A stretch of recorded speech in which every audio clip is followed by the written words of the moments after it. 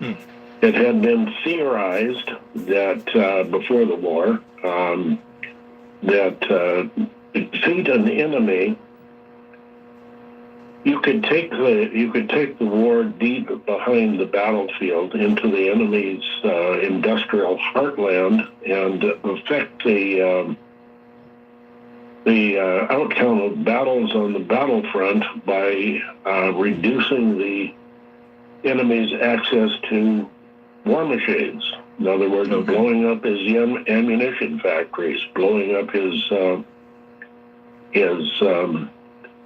petroleum industry, and crippling his ability to wage war, and doing that without before the enemy was able to bring the tanks and guns to the battlefield. They would have been destroyed along with the means to produce those. This was a theory that was bought into by men like General Hap Arnold, who commanded the U.S. Army Air Forces during World War II, and by many of his commanders. So they organized a strategic air campaign against the German war machine, and the key weapon in that war was the strategic bomber, 4-engine bombers, long range, heavy bomb load. The two aircraft that were part of that scheme were the Boeing B-17 and the consolidated B-24 Liberator. Yeah, Bears win. They were I just heard that. I'll listen to the game. Air Force. Good morning, RT. U.S. Army Air Forces, plural, contained 16 Air Forces. The largest was the 8th. It's based in England, and its mission was to bomb German assets in the heart of Germany and throughout occupied Europe, and that was what they did. And as you pointed out, it was a very, very difficult, deadly job for the men who flew those bombers. A lot of them didn't make it back. Most of them didn't, and that was a terrible thing. But they kept. At this point, I think they're the favorites now. Bill, this is fascinating, and I'd like to get into the description of they've done a bunch of comebacks. The crew members on these B-17s. They call them the cardiac kids. Correctly, that without making because they wait to the fourth quarter to come alive. For the most part, is that or the second half. Well, I would say if there was anybody in their early 30s, that's what happened last time. The last meeting with the Packers, same thing, right? It was a comeback win. Enlisted men who were gunners on these planes. I didn't expect anything more different. I figured it was going to happen the same thing. Who piloted and navigated and sat in the bombardier's chair. These men were definitely mostly in their early 20s. Anyway, I'm listening to Dr. Sky a little bit on WABC side. But they were, early 20s, these men. We give a great tribute to those that lost their lives, of course, and all the American military that fought in these hellacious wars. But when we look at the history of the B-25 and the B-17 in this case, we're talking about what? This is not the first time that a team has done that, win a lot of comebacks. Show and a whole other subject. So, it's their style right now. They start out slow. Involved in the war. They start out a little slow, but they finish strong. The war machine to grow, but 12,000 of these aircraft. Give them credit. According to statistics, there's only a couple of these that are still flying. I mean, they're very old. And the next game is going to be another home game. Let's go back and do a deep dive into these individuals. I mean, in that particular time, whether you were drafted, I could see them going to the Super Bowl. It's not necessarily just a draft number that somebody has. Yeah, next game is going to be home game. These exactly. Individuals simply want to go fight for their country. Am I correct? I mean, that's like an understatement. They volunteered just got that to go in. Magic, that comeback magic. By the way, you need that. So that's even more fascinating. Talk about that, if you would. You need that type of swagger. The people who were drafted, in most instances. The Chiefs for years they did that. That's what the Chiefs did for years. They played mediocre, and then they finally pull it out in the fourth quarter. So, volunteered for the Air Corps. And interestingly, there were a lot of men who had volunteered for the Aviation Cadet Corps before the war. And those were the nucleus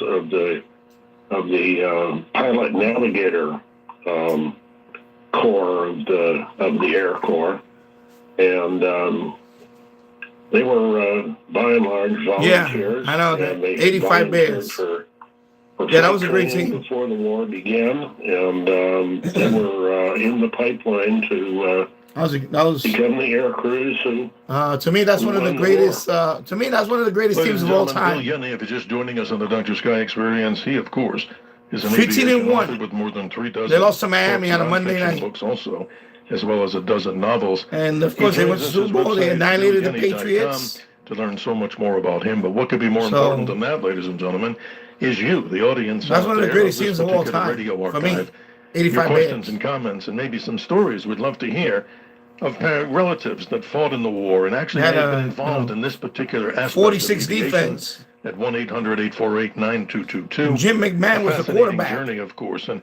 Brigham Young University. You've been up in a B-17. I was a fan of Jim McMahon. I followed him in college. B-17 here in Arizona. I remember watching him in college. I find that to be amazing wow, when you get into this aircraft. For those that have never had the experience. Yeah.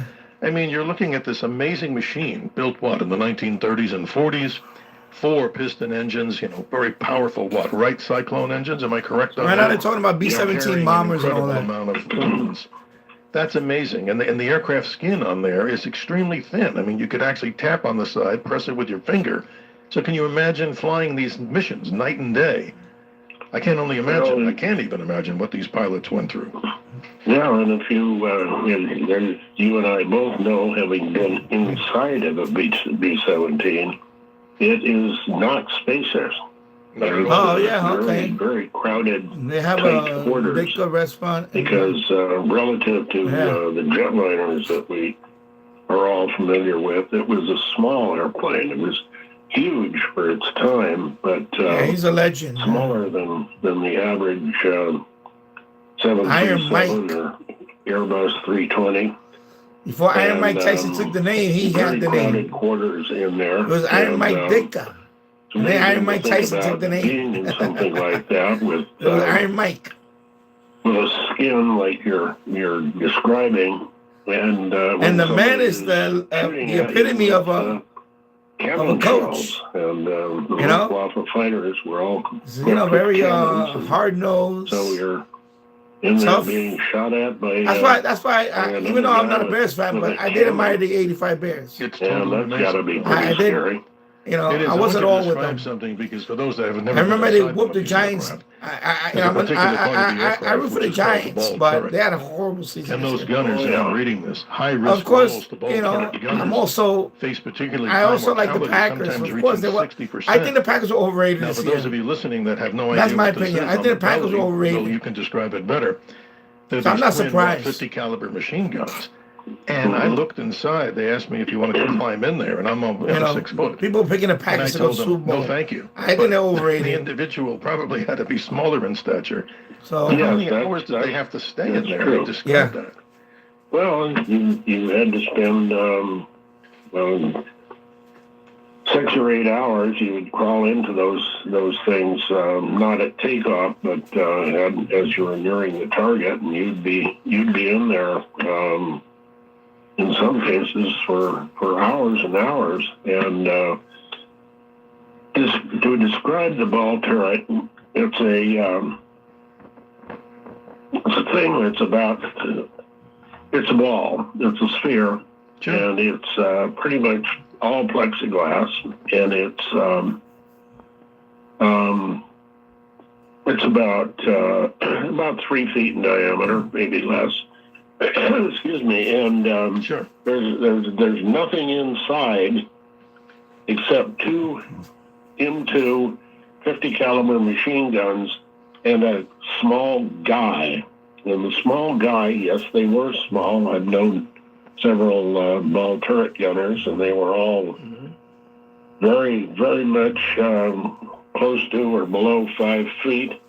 They picked the smallest guy and to crawl in there. And just imagine folding yourself into a ball like that. Oh wow, you went to that game. 2 machine Oh, guns, nice. and you're on Walter the bottom Payton of set the the airplane. So NFL here rushing you are record. in a glass ball, Wow, looking cool. down tens of thousands of feet at the Okay, I'm gonna put a Q&A ground sticker. Let's see. Try. in the clouds, and at the German fighters coming up to shoot at you. Start Q&A, I guess. And I mean, there's a whole basket full of phobias hello, James Farley. that come into mind. Hope you're There's doing well. claustrophobia, fear of I'm listening heights, to Dr. Sky. fear of death, fear of They're talking about falling B-17 thousands bombers. of feet.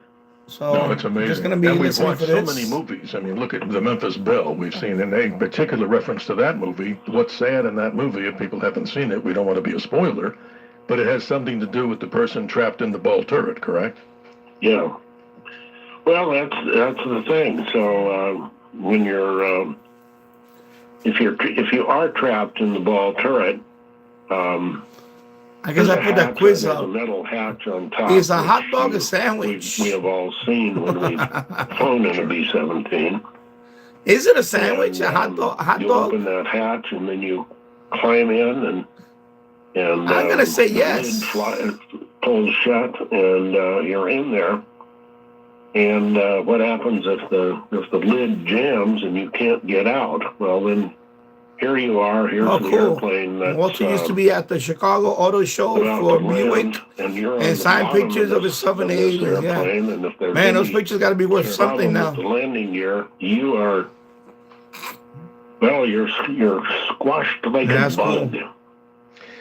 Bill, it's incredible. I mean, the stories and the books that you have written, and the ones to come, are just so incredible. Funny story about that. When you said Walter used to be in a Chicago Auto Show. Over here, we have the Jake and Javits Center. So I went to, it was a computer show. It was a computer show that time. And computer show. It was like a tech expo or something. So Willie Randolph is there. Okay, Willie Randolph, he's Yankee. Former Yankee, World Series, WABC, shortwave archive, WABC. So Willie Randolph, I said, well, I'm gonna go get his picture and his autograph. So of course he, signed the picture. I told Willie, can I see your ring? Can I touch? I actually asked, can I touch your ring? So he, of course he had the big World Series ring. He said, here. And I looked at it, I said, oh my God, that's so freaking awesome, because I never seen one up close. The World Series ring. So I was like, wow. So me and my friend were like, so cool. It was like, Danny, And then there was Kurt Floyd from the Mets. So he gave me a picture. I didn't care for him, just a Met. And then there was another table where Becky Hammond. I don't know if you know who Becky Hammond is. Becky Hammond. At that time, she was playing for the Liberty, New York Liberty. I was like, I don't want no picture of Becky Hammond. Who cares about Becky Hammond? WNBA, who cares? So fast forward later on in life, this woman is like Basketball Hall of Fame now. Professional Basketball Hall of Fame. She's played in WNBA, right? I'm gonna put the resume on Becky Hammond for you. And I think one day she might be the first NBA. I think one day she might be the first NBA coach, woman NBA coach. And I said, I don't know who the hell this Becky Hammond is. So I didn't want an autograph picture of her. So fast 4 years later, she plays in the WNBA. She got passed up for the USA Olympic team. So she plays for Russia, the Russian Federation. She goes play over there. Of course, they call her a traitor and all this stuff. She plays for Russia in the Olympics, right? And then check this out. She winds up being in a bunch of all-star games, NBA all-star games. I know NBA is not some people's cup of tea. It's not really my cup of tea anymore, but she will be like a 3-point shooting contest and all this other stuff, And, so she started getting all this notoriety. And then one day, Popovich, the coach of the Spurs, hires her as an assistant coach in the NBA. So she becomes the first woman assistant coach in the NBA. So she's making history now. So I'm like, man, okay, wow. So she was NBA coach for NBA assistant for a few years. Then she goes to the WNBA and becomes a head coach. And she wins the WNBA championship. And I'm here all this time thinking, damn, I could have had an autographed picture of that woman years ago. And I said, that's why I tell people never dismiss anybody early in their career. Because you don't know what's going to happen. But right now, this woman, I said this woman, I mean, I don't mean it in a bad way. Becky Hammon, right now, I think she's going to be the next NBA coach. One day she's going to be, I should have said the first woman NBA coach. And that's going to happen sooner than later. And I think she earned it. I think I'm going to say she really earned, and she was a good ball player. She was a good ball player overall. She was she's no Caitlin Clark, but she's a good ball player. She was back in her day, she was a good ball player.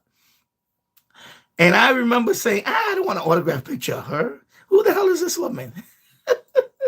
So funny story. I had to say that story because, I could have had an autograph picture of Becky Hammon, a signed autograph picture, and I turned it down. I said, I don't want to get on that line and get a picture.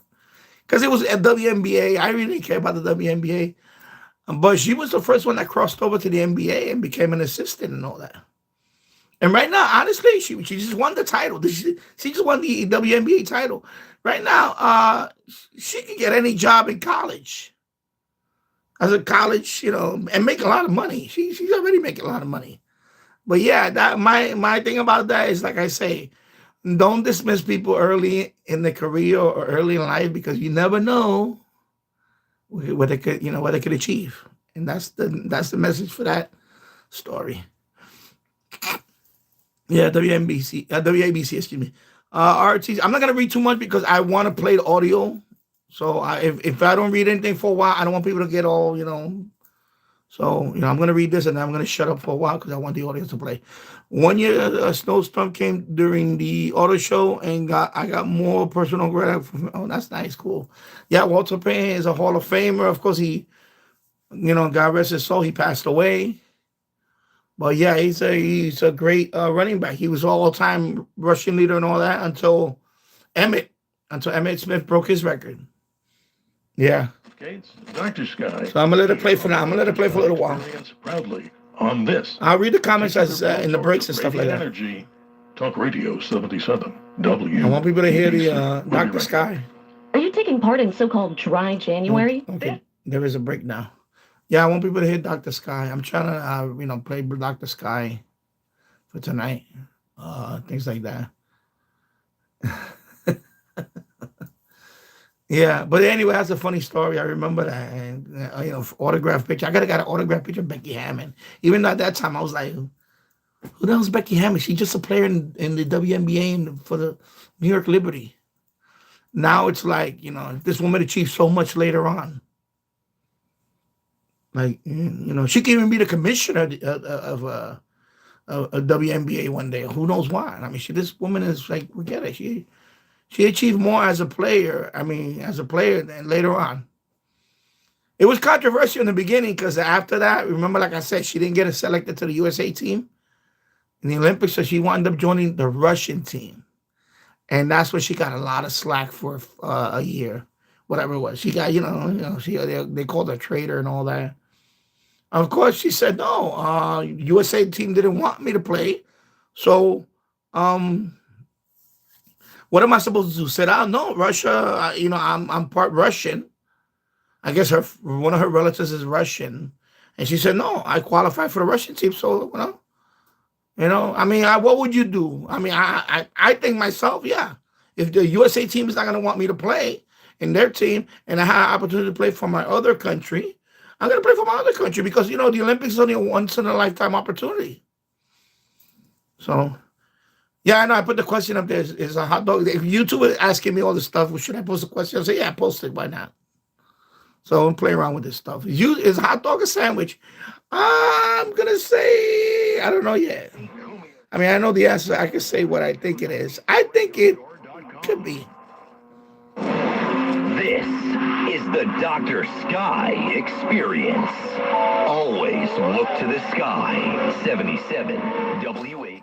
Let me read the Shortwave Archive. I don't have much sports stuff. One thing I have is a NFL documentary of the Super Bowl. Broncos winning Super Bowl 32 on VHS. Yeah, that was a cool team. That was a great team too. Broncos. Valuable. I think you'll enjoy it. John Elway. From start to finish. I enjoyed talking with Steve Gates. I look forward to the next time we can talk more about the SRC. It's John Elway, right? You're listening to the Dr. Is it John Elway? Right now. On VHS, yeah, that's John Elway. That's not Peyton Manning. That's not later on. So that's the early Super Bowl. So John Elway, yeah, he won, I believe 2 of them. Called it a flying fortress. So you said no, it's not a sandwich? Minutes after the hour, ladies and gentlemen, Bill Yenny, our special guest. See how this thing Wall Street drifts? Journal says about him and This radio kind of drifts. You see this? vividness. And we, with you, ladies and gentlemen, let's say good morning to George. I take the last Johnny Carson show. Okay. Your patience. How you doing this morning? Yeah, Elway. Okay. It is an unbelievable show, and it has to be archived. First, if we're going to write the history of World War II, let's never forget the Civil Air Patrol protected America's borders. Yes. The Eagle squadrons, never talked about. These were young guys who fought in World War II before we were in World War II. They walked across the border into Canada, and they joined the Royal Canadian Air Force. They were our first pilots over in the European theater. And also, let's never forget, how did we get all these great young pilots? Where did we get them from? Off the baseball field? Off the football field? Right. They were all inspired, these young guys, 20 years younger, 10 years earlier, 5 years, by the lone eagle, Charles Lindbergh. Yep, Lindbergh. I was about to say that, They too. all wanted to become pilots. He was Yep, their big Charles hero. Lindbergh. They all learned that. A lot of American kids were learning how to fly planes. First man Might to be cross hard the to Atlantic believe Ocean, today, Charles but Lindbergh. they're playing games, electronic games, but those guys wanted to be pilots. And the first ones went to Canada. I said the first man to fly solo over the Atlantic. Now, I'm going to tell you something. We had unbelievable pilots. At a certain point, the escorts really protected those guys. And I want to give you 2 good quotes before you come back to me. Yes, Mike Shanahan was the coach, yeah. There are many great young pilots, but there are no bad old pilots. And the other quote is an actual exchange between 2 American boys in World War II. And just think about these guys. This is a World War II Marine. He's talking to an American who's in the Army Air Corps. And the Marine's telling the Air Corps guy, come on, man, you get to sleep in hot, warm beds. You get 3 hot square meals a day. You have access to the best commissaries. Then the Marine goes to the Army Air Corps guy, well, what do? And the Air Corps guy goes, ball turret gunner. He goes, you could go to hell. You're right. Stay with us here, George. I want our guest Bill to jump in on this. Bill, obviously people love these stories, and just by the sound of what George is telling us, please continue. This is awesome conversation. Yeah, well, the ball turret gunner that's in that anecdote, he did get his 3 square meals a day when he was at his base in England. But he was one of those high percentage of guys who got shot down. He wound up in a German Stalag where his. Now I'm getting a hum now from this radio. This radio is not a very good radio. I mean, the audio is very good audio, but it's very susceptible to all this interference. I'm gonna have to switch to the 808 years in those any minute prison camps. on the next break. It all balanced out. Marines. Nobody can imagine, right, George, what these people went through. I mean, imagine being up 25, 30,000 feet and wearing an oxygen mask with the tanks, of course, behind you, hitting all that flak in the air. I mean, the videos and the television shows, I can only imagine how realistic they are. Imagine how it really was. George, you got the last word on this, and thanks for bringing this to our attention. Okay, guys, and also let's not forget the American boys flew the most dangerous daytime flights over the canal when they were bombing in World War II. We got to also talk about the guys who escorted them in the Mustangs or the Lightnings.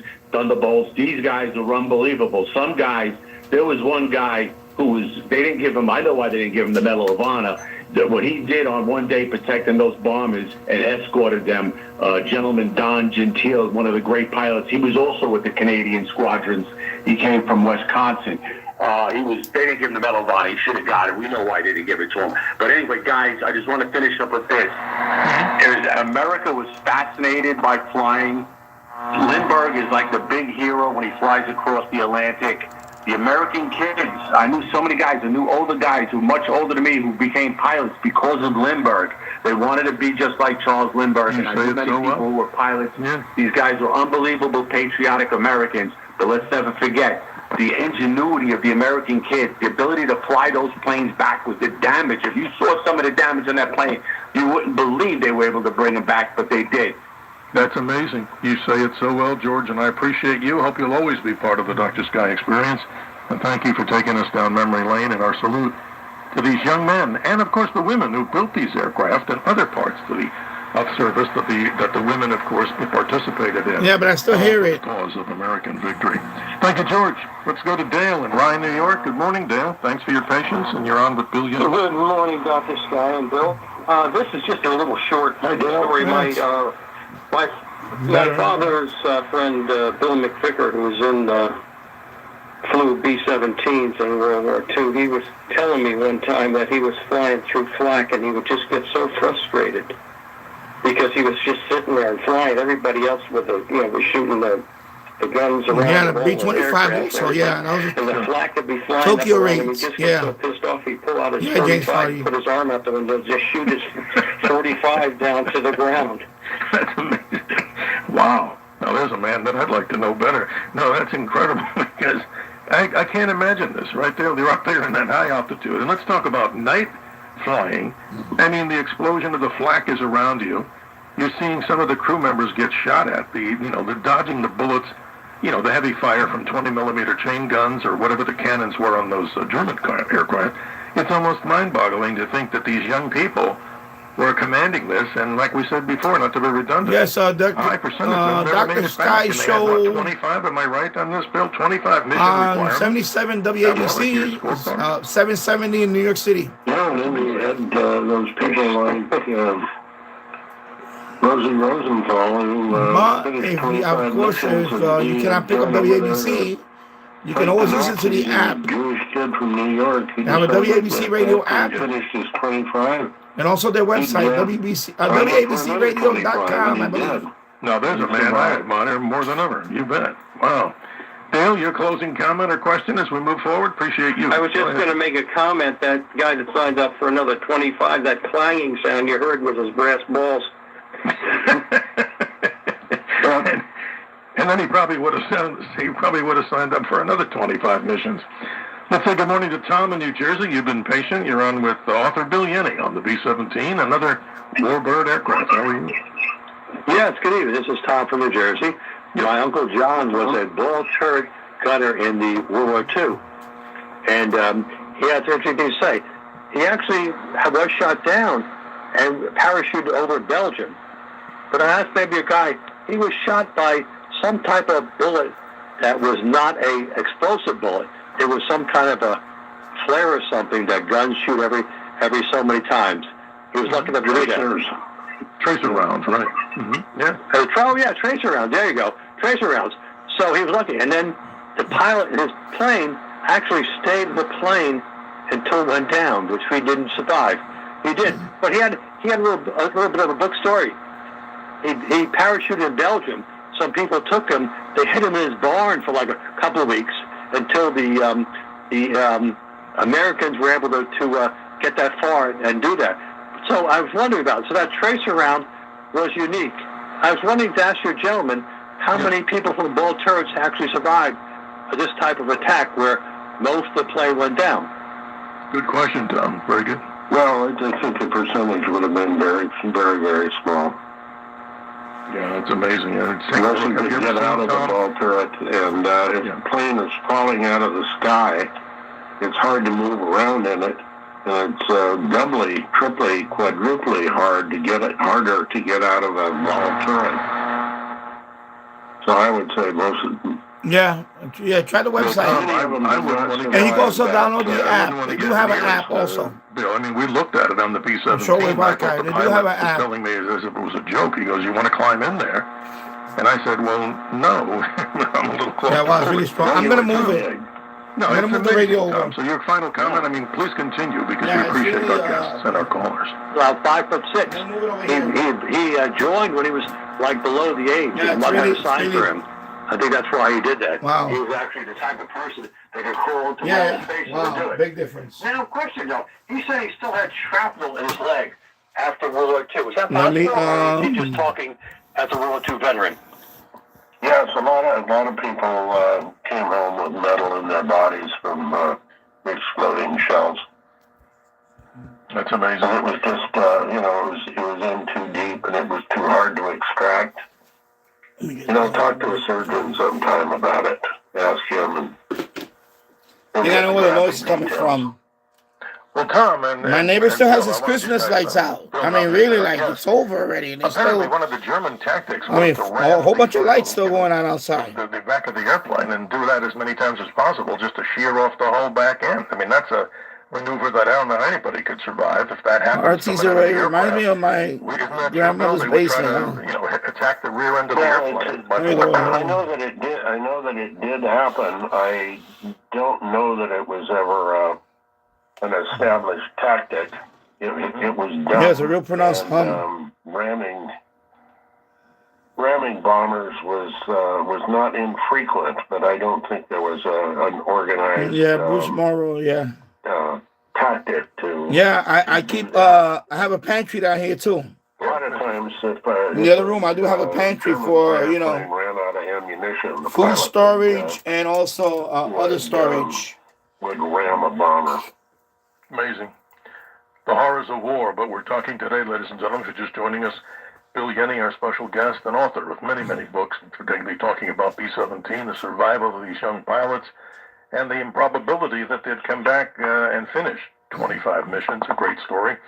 Tom in New Jersey, thanks for being part of the show. We appreciate your questions and giving us some of your experiences on a subject like this. Well, you'll be part of future programs as we talk about the wonders and mysteries that are all surrounding us, with also a little dab of American exceptionalism.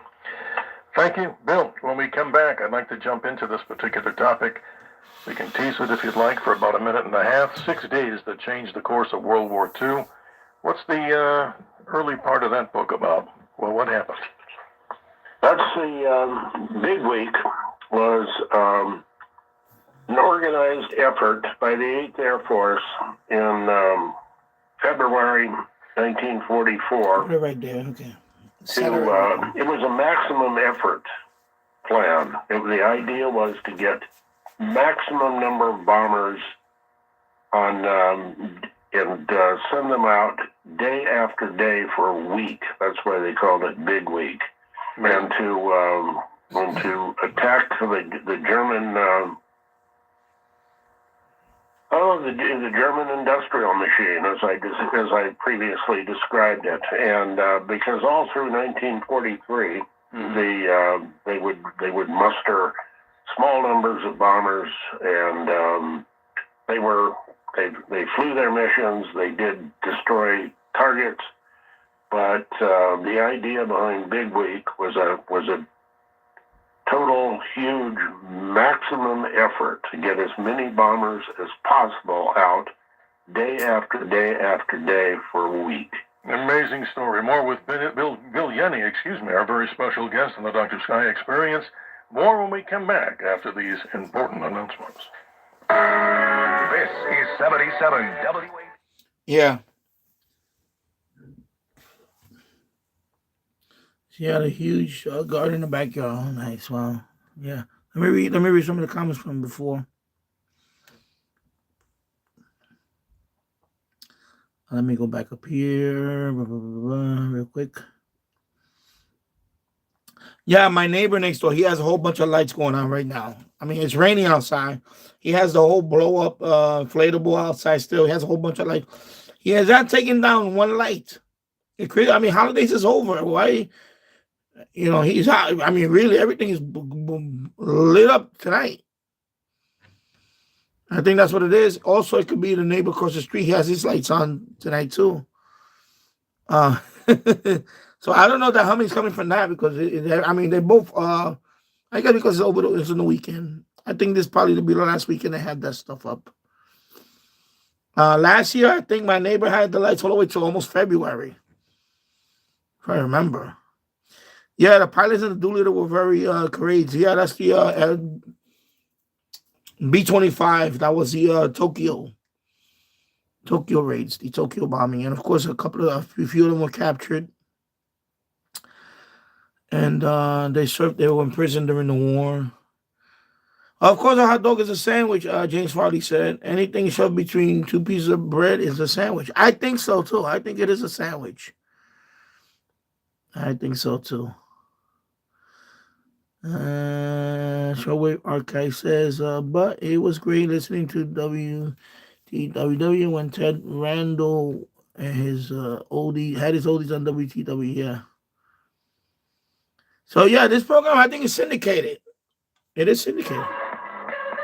Okay, yeah, it's playing music right now. I probably already get hit with a copyright notice on that. Anyway, of course I'm on the phone, so it's kind of small. It's kind of hard to read all this stuff and scroll. So, yeah. Well, WABC is trying to do that. Overnight right now, it's Dr. Sky. Then after that, CJ McCormick, but he's more like regular talk show. Like he'll get into politics and all that. But Dr. Sky is pretty good. I like Dr. Sky. So. Out of England, and I had a crew of 10 people on the B-17. We flew missions predominantly. So Raleigh James on WGN is another of my favorite. Yeah, I like Raleigh James. I hear him once in a while. I don't pick him up over here. Well, I do pick up WGN over here, but not at that time. But I do have an app that has all that. 48 minutes after the hour, Bill Yenny continues with us. I have what they call Talk Right app, and it has all that. And so much more. Talk Right. Let's go to the phones right now, Bill, and let's say hello as we talk with Paula in Mississippi. How are you this morning down there in the South? I'm very well, thank you. And I had the privilege of knowing the crew of the Memphis Belle in 1988 up until 2004. Wow. And to try to keep this short and sweet, these men were incredible. And Memphis Belle. Their stories. But I was known as Rosie the D-Riveter when the Memphis Belle was the Memphis Belle is probably the most famous B-17 bomber. Moved to Millington, out of all the bombers that were in World War II. Went to Dayton, I believe that is Ohio. the most famous bomber. But anyway, some of the famous most out of all the B-17 interesting bombers. tours that I led around the fuselage came from World War II veterans. Yes. And I learned more than what I was trying to tell the visitors that I took on tour. But the most interesting tour was to a blind lady who went blind in the early 20s, but she knew colors and smells, and I showed her an entrance 50 caliber and the exit of the 50 caliber, and she bumped her head, and I said, "Oh, I'm so sorry, I forgot to tell you to duck." But no, the very incredible men that were on there. Death is a Post, the Harold Locke, the top turret gunner, couldn't hear a thing. and Robert Hanson, the radio operator. But these hello, Elmer Time. Hello, LA. Young men 5984 from East Los Angeles. And were still proud of going to war in their 80s and early 90s. I had the privilege of visiting with, and I live on my memories these days, and those are some of the best. And welcome to the Life Stay with us, Paula. What you're saying here is really incredible, and I want to salute you for everything that you're doing to keep alive the spirit of what we're talking about here. This is totally amazing. As a derivative, Great that's story. even more I just love interesting. that story. Isn't that incredible, Bill? Yeah. Why don't you two talk? I mean, I'll stop talking, and between you, Paula, and Bill, I mean, you have a lot of stuff to share here with us and Bill back, so please continue. Well, you were lucky to meet the people who were involved in those missions, and people who came to visit the Memphis Belle during that time that you were associated with it really benefited from your experience and in talking to the others, but mostly, I think, they benefited from your enthusiasm about stories, which I'm hearing here tonight. Yes. Well, that one amazing story is when the Memphis Belle was on Mud Island, there would be World War II veterans that were disabled that would come to the Belle, put their hands on it, and cry. And they couldn't stand before, but they wanted to touch their aircraft. Wow. Their aircraft. Yeah, they were young. They didn't get their cars. They didn't get to go on that many dates and all of that. That was their youth they were touching. They haven't had their license yet. And very admirable. Young. And they knew it, but that was their memories. And I heard a lot of their stories. Not a lot of them told them. But the visitors that would come, and we had our docents on Mud Island, World War II veterans that were with the B-17, tail gunner, the ball turret gunner, I mean, all of them. And it was, at the time, especially 9/11, people came to the Belle. My husband and I didn't play the music when we would lower the Bob Bay doors because we had an act, so to speak, to Glenn Miller's music. Beautiful. But people came and they realized then the sacrifice that our World War II veterans. And we're lucky to have people like you to relate those stories about the veterans and their connection to these airplanes from that war, and just the fact that so few of those airplanes survive, but that the ones who do survive are in places where people can see them and feel them and touch them and experience all of that you've been talking about. That's just it's amazing. Great stories. Paula, thank you for keeping living history alive. It's just so incredible that you're calling to talk about this, and I'm honored, by what you've done and what you do to keep everything alive. And every young person should experience this and learn exactly what our forefathers did to keep tyranny and fascism and all other things from the Japanese side in World War II, so that America can remain the freest country and continue to talk about American exceptionalism. Paula, if you're with us, blessings to you, and thank you for sharing those stories. I'm honored. Yes, thank you. Well, Bill, this is fascinating. The hour goes so quickly, and obviously trying to get at as much as, but I'd let you have the floor here. Of course, you're our guest, so we only have about a few more minutes, but share with us some of the other things that are going on in your life and how people, again, can get in touch with you. I appreciate your time. Well, they can find me on, well, actually, you talked a little bit about my Western novels. It's something completely different than all of the writing that I've done about the Second World War. But it goes back to the 1870s and to, it's fiction that it celebrates the American individual. Those are great stories. The great men of the mountains in the 19th century, the cowboys, the bounty hunters, the men who made the West their own,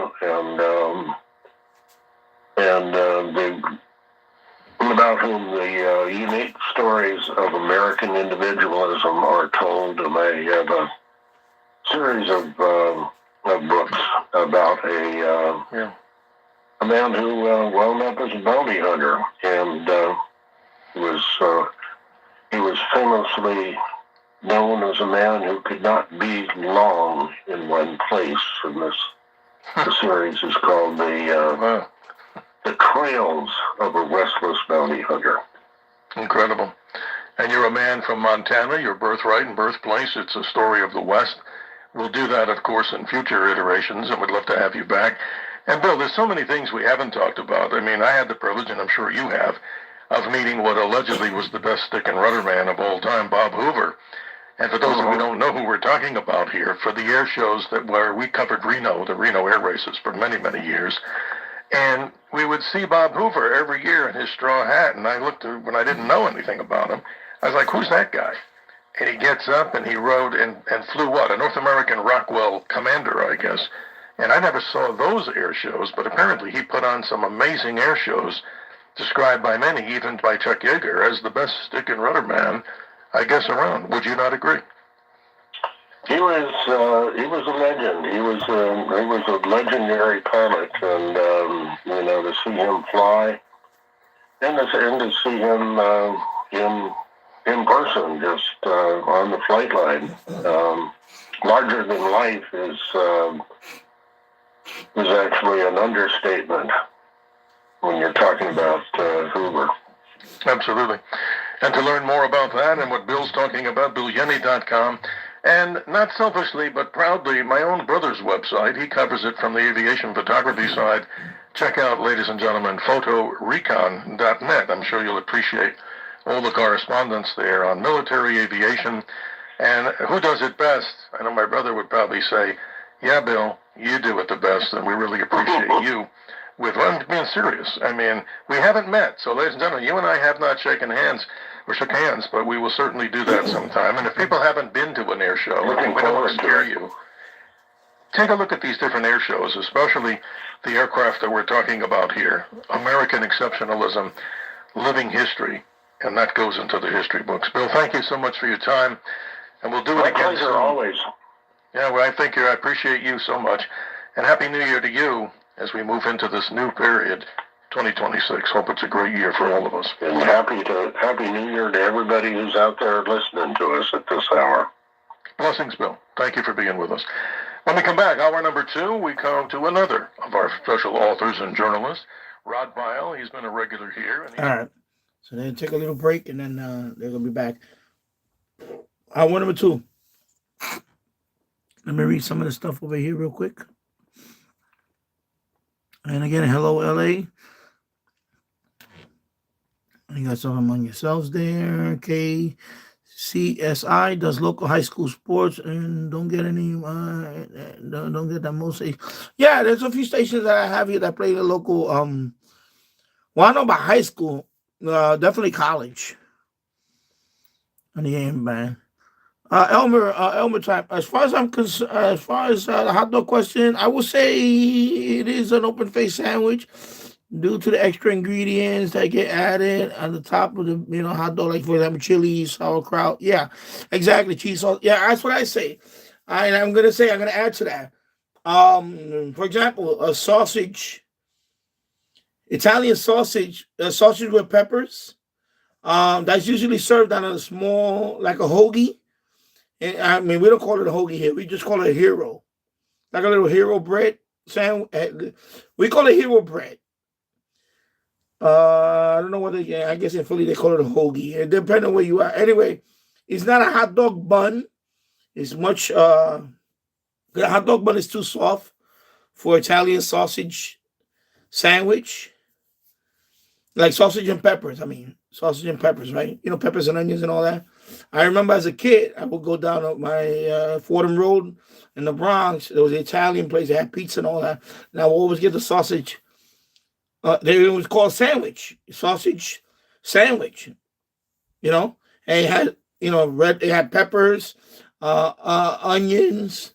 It was really good. It was and then of course they also had the other sausage, the Parmesan. So it is a sandwich. So I figured that's like a hot dog, a sausage, right? So I'm gonna say a hot dog is a sandwich. And there you go. Yeah. I think that pretty much sums up that debate. I mean, I guess because I think it is a sandwich. And like you said, because of all the toppings and all that. Calling out President Trump. All the ingredients and things like that. He's the draft dodging coward. Ventura made the comment when asked for his thoughts on the Yeah, Jesse Ventura is just nuts. by a federal. Yeah, he's only on for 2 hours, but he's on 2 hours Saturday morning, and right now it's Sunday morning. So you get him on the weekend. So you get 2 hours and then 2 hours right now. He went on to say America is a third world country. Well, if we keep listening to him, maybe his ratings go up, and maybe they might put him more often. Maybe he might be the overnight guy. And I don't know, it depends on him. Maybe he doesn't want to do so many hours. Pope Leo says war is back in vogue and a zeal for war is spreading. Matt Mattinson with the story. The first American pontiff decried the use of military force in his annual foreign policy speech Friday. He told the diplomatic corps gathered at the Vatican, quote, "A diplomacy that promotes dialogue and seeks consensus among all parties is being replaced by a diplomacy based on force." Leo did not mention President Trump by name in his remarks, but did speak on Venezuela following the U.S. operation to capture President Nicolas Maduro. The Pope called on nations to safeguard the human and civil rights of Venezuelans. I'm at Mattinson. President Trump says Iran is in big trouble. At the White House, Trump says it looks like as though people are taking over some cities in the country as violent unrest grows over the economic crisis in the Islamic Republic. This is something pretty incredible that's happening in Iran. It's an amazing thing to watch. They've done a bad job. They've treated their people very badly, and now they're being paid back. So let's see what happens. The president said he is monitoring the situation very closely. Trump again warned that the United States will hit the current regime very hard where it hurts if any protesters are killed. More from the White House and good news for our listeners. If you're in a car right now, President Trump says he may take action soon on the AM Radio for Every Vehicle Act. Jim Roop reports. While appearing on the Hugh Hewitt Show, Trump said the act is very important and a lot of people don't know about it. The legislation would require all new passenger vehicles to have AM radio as standard equipment because it's crucial for emergency alerts when other communications systems fail. The act was introduced after electric automakers said they were eliminating it from all models, claiming the electric components interfere with the AM signal. The act has gained widespread bipartisan support as it lingers in Congress. I'm Jim Roop. More vehicle-related news. Drivers around the city will now have to avoid running red lights at even more intersections. City Transportation Commissioner Mike Flynn announced ahead of the weekend the crews have started activating 50 new red light cameras per week over the next 5 weeks. The state legislature gave the green light for the city to add those cameras to a total of 600 intersections, up from the previous limit of 150. New York City DOT expects that they will be finished installing the new red light cameras by the end of the year. In some entertainment news, Sean Diddy Combs going to have to serve out his prison sentence after all. President Trump told the New York Times that the rapper and businessman sent him a letter seeking a pardon, but he will not be granting that request. This comes after Combs told inmates at the Federal Correctional Institute at Fort Dix he would get a presidential pardon from the president in early 2026. Combs is currently serving a 50-month sentence after being convicted on charges of prostitution. Now your forecast. Today it's going to be partly sunny skies with a high of 47 degrees. Right now 39 and cloudy. Yes, I agree, Shortwave Archive. Oh, yes, I want this to be passed soon. We need AM radio. It's very important. Exactly. Always look to the sky. The Dr. Sky Experience is on the air. 77 WABC. Now, here's Dr. Sky. We're back on the air with the Dr. Sky Experience, another adventure on this particular radio archive, which we call Theater of the Mind. Our goal is to open the minds of many out there, yes indeed, ladies and gentlemen, on the many mysteries of the universe that we live in, but more importantly, here on this blowtorch of radiant energy, Talk Radio 77 WABC. To get in touch with our special guest, your questions and comments, the contact number is 1-800-848-9222, 1-800-848-9222. And many thanks to our helmsmen that navigate this powerful blowtorch signal. Yes, ladies and gentlemen, thanks, many thanks to Tony and Bill, behind the scenes, making sure that the sound and the quality of what you're hearing is what you would expect. We continue now to discuss with a regular guest what's happening in the world of space. And you've been hearing all updates if you've been following the regular mainstream news, television, radio, and what have you, particularly here with the WABC News Department, reporting about something happening on the International Space Station, a medical emergency, something we haven't heard about in a long time. And hopefully that is, we pray that everybody will be well, and we don't know exactly what's going on up there. But our special guest is Rod Pyle. He's an author, journalist, television producer, and editor-in-chief of Ad Astra magazine. He's written many books on space history, exploration, and development, including Space 2.0, Innovation the NASA Way, and Destination Mars, and writes for space-related periodicals, including Popular Science, Space.com, Live Science, and Sky at Night. Pyle co-authored the Apollo Leadership Experience for NASA's Johnson Space Center, and he's produced, directed, and written for the History Channel, Discovery, and National Geographic TV, and he's a very busy man, the host of iHeart's Cool Space News podcast. Rod Pyle, thanks for joining us. Thanks for being up. How are you? Thanks for having me on, Doctor. It's good to talk to you again. It's always fun. I mean, listening to you, we met a couple of years ago, never in person, but I was hearing your broadcasts on other stations around the country, and I said, hey, I got to get this guy because he knows a lot about what's happening. So let's dive right into it. The news that we've been hearing within, the last 48 hours is something going on the International Space Station. Give us an update. Tell us what you know. Yeah, so NASA's being careful not to call it a medical emergency. I forget what term they use exactly. I think they call it a medical incident. But from what we can intuit, press conference, and Jared Isaacman and a couple of other NASA senior people, including the medical director, came out and talked for about an hour. And I have to say, Isaacman, he's only been in the job as the NASA administrator for about a month, so this is a bit of a trial by fire, but I thought he did very well. He was clearly very well prepared. I think he nailed it.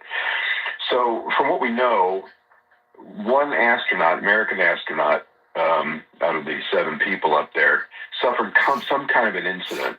And, when you hear that kind of thing, you think, if you've been following this for any amount of time, you think, they must have been preparing for the spacewalk and something happened during the pre-breathe because they spent a certain period of time breathing pure oxygen, and you can have problems with that with your circulatory system or respiration or something.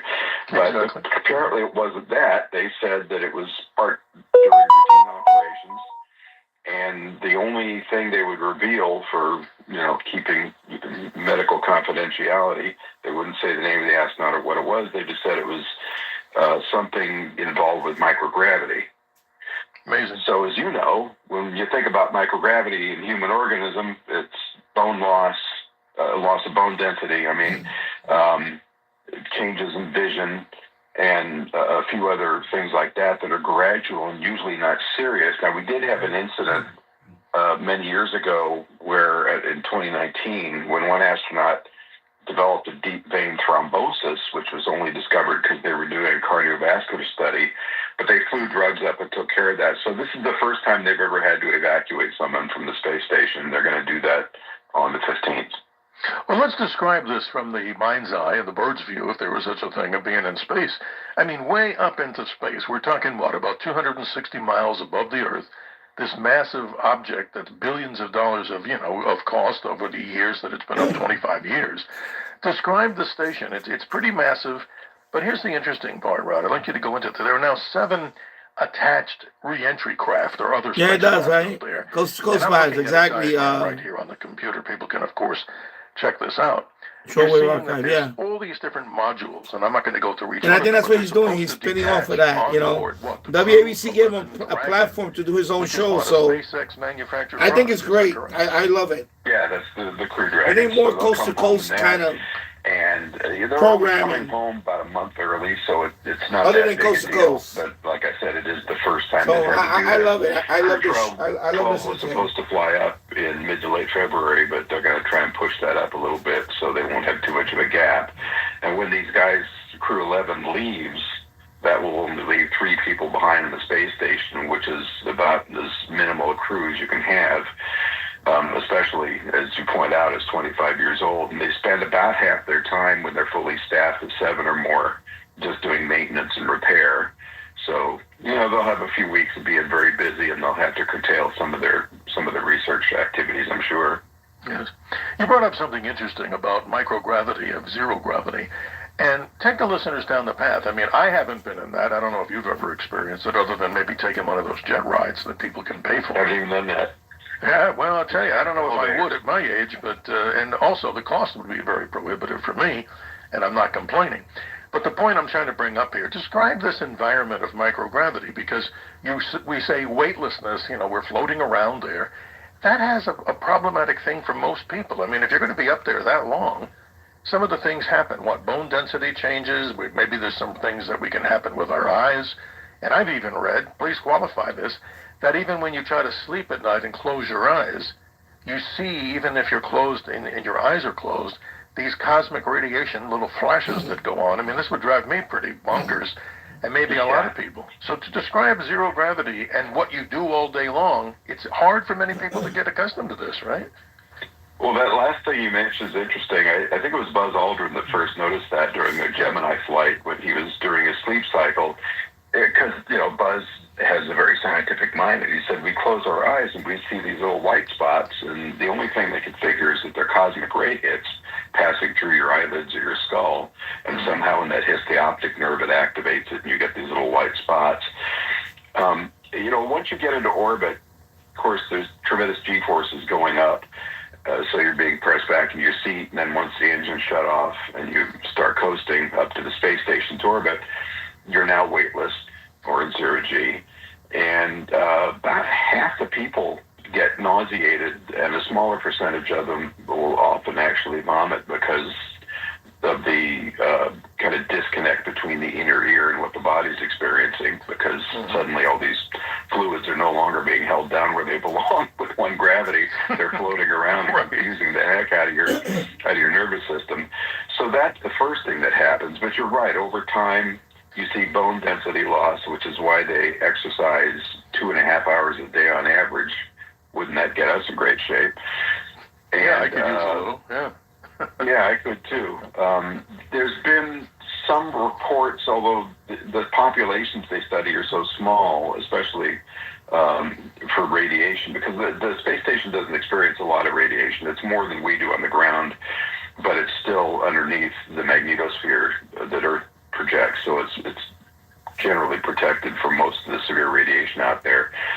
When the Apollo crews are going back and forth, they try to do some studies of cardiovascular issues and potential issues with the brain, with degradation of the brain, and in particular heart tissue, but none of those have been conclusive, but that may be part of it. The one really weird one is, and they think it's possibly because, when you're weightless, all the fluid in your body collects in the middle, right? So instead of being down your legs where you're used to it, it comes up in your torso, in your chest, and in your head.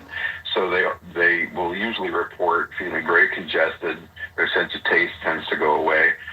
But it appears to distend the eyes with pressure coming in from the back of the brain into the eye cavity where the eyeball is. And it actually causes blurry vision almost exclusively in men for some reason. There's something about the structure of our skulls. Yeah.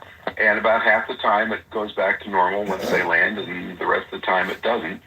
But those are kind of the main things. So again, there's a big question mark here, and they're not going to tell us. And in fact, that 2019 incident with the thrombosis, they still haven't released the identity of who that was. So these are all very carefully guarded things. Rod Pyle is our special guest, ladies and gentlemen. He's our go-to guy. He, of course, an author, journalist, television producer. The beat goes on. Your questions and many of the things that are happening in the world of space, it's your opportunity. We're going for this whole hour with him, and we're privileged and honored to call him a friend of the show. The contact number, 1-800-848-9222. We certainly appreciate all of you out there on these interesting stories of space. Rod, this is fascinating. I'm also hearing, too, more current now news, that the space station's deorbit might be around the year 2031. Who knows? What say you? It's not going to be up there forever.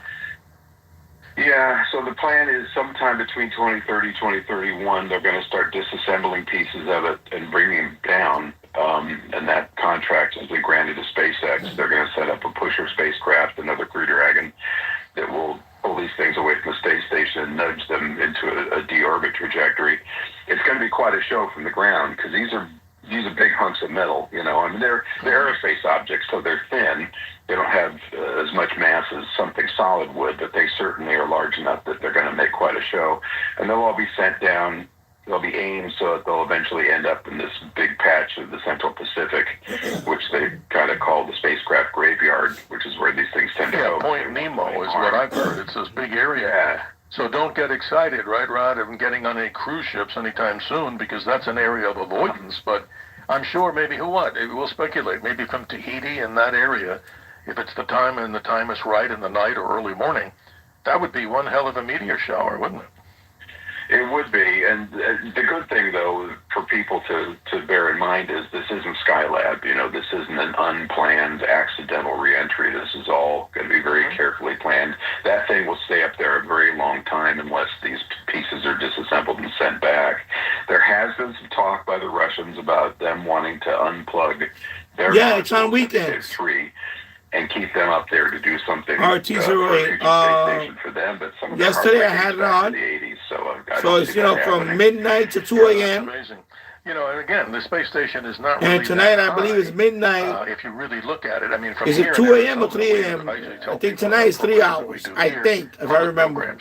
And outreach, so it's on the distance weekends. and height is like that. After midnight, Eastern but if you're doing that, drive there in 3 or 4 hours, right? Yeah, absolutely. So on the weekends. So I wonder the mileage between, I gather, let's say this way, I'm looking at the mileage here.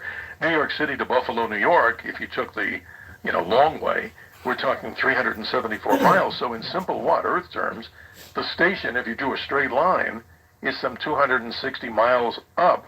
So that might be configured into, as the crow would fly, maybe the distance of New York to Buffalo, and that's how high the space station is above the Earth, which many people think is way out in outer space, but it's low Earth orbit, right? Yeah, and there has been some talk by various groups about, studies done, I should say, about how they might keep it up there. There was talk about trying to commercialize it, but so far nobody's stepped up to say they're willing to do that because it's old and creaky, and like I said, there's a lot of repair required. And, the stuff that was flown up there in the late 80s was being built, in the late 90s was being built in the early 90s with 80s technology, so it's pretty out of date. But, as you point out, it's big, it's expensive. It's 33,000 cubic feet, so it's the size of a very large, probably 5 or 6 bedroom house.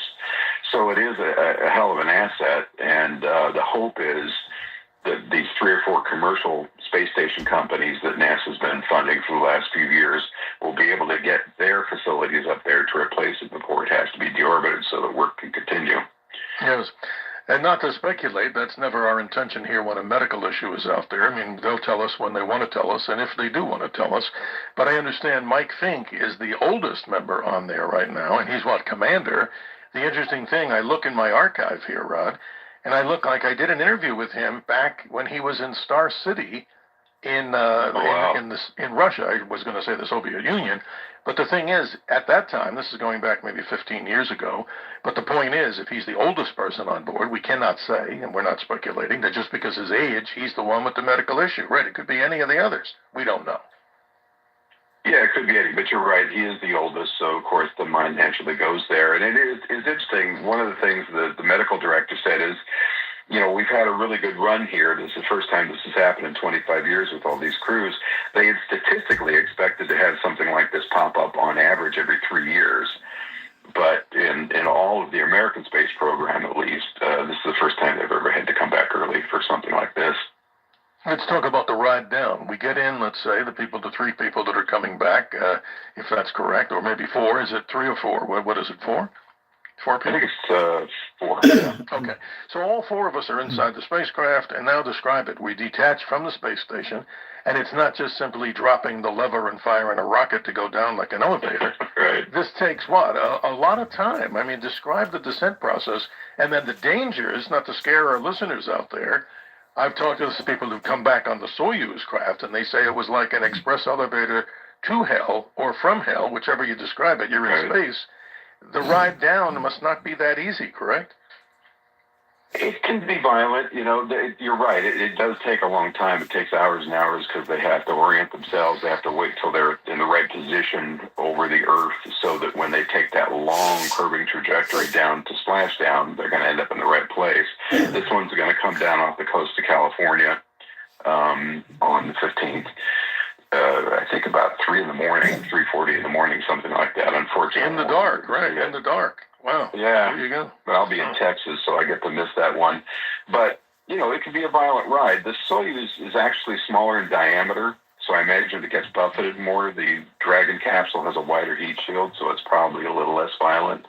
And it's a much newer design aerodynamically, so I think that helps as well. But, yeah, it's quite a show. I mean, they talk about waiting, and then gradually it begins to brighten up outside, and you see this big plasma bubble that's enveloping you at thousands of degrees. It's not as dangerous as coming back from the moon, which is something that they're concerned about with the Artemis program. Yeah, because when you're coming back from Earth orbit, it's about 17,500 miles an hour that you're slowing down from, which is still a lot. Okay. When you're coming back from the moon, like the Apollo flights did, you're going about 25,000 miles an hour, so that's a lot more heat and a lot more re-entry friction. If I were there, I would want to make very good friends with those that built the heat shield and make them my best friends when they tell me, don't you worry, Steve. When you come back, we'll guarantee that your pants are not going to be on fire. I mean, that must be ridiculous, not to be funny. The temperatures on that heat shield are what? Well, above or around, 5,000 degrees Fahrenheit? That's incredible. I think, for the lunar reentries, about 5,000 degrees, a little less for the Earth orbital ones. But there is a story there about the Artemis heat shield that maybe we can discuss later. There's a fair amount of concern. They think they've figured out how not to have a serious problem, but it's the 2 flights they've done so far, one in 2014 where they plunged back at high velocity deliberately to see what it was like at lunar speeds. And then when we did this uncrewed lunar flight a year and a half ago or so, there was more erosion on it. Now, this is not like the shuttle where you have tiles that just resist the heat. This heat shield chars, and they call it ablation. It chars away, so it carries the heat with it. But bigger chunks were coming up than they had planned. And it's not the same design they used for Apollo for various reasons. The EPA won't allow them to use the same chemicals to make the heat shielding, and it was actually designed in a different pattern. Yeah, so there's some concern about that. But figures crossed. The EPA. Well, we have a lot of space for you, ladies and gentlemen. No pun intended. Forget about the safety. 489-2222. Now's the time. If you have questions of reentry, about this, we got to worry about EPA. Get into, and maybe your own subject about what's happening with space travel, privatizing of space. Do the people on Earth really need to get off this particular planet, as many of the great astrophysicists and the great scientists have talked about? Stephen Hawking, of course, made this statement long before he passed, I should say, that we need to be off this planet due to many reasons, whether you're a climate change denier, believer, whatever. The population goes, toward 8 billion souls, and space is the exploration place. Ad astra, as they say, right, Rod?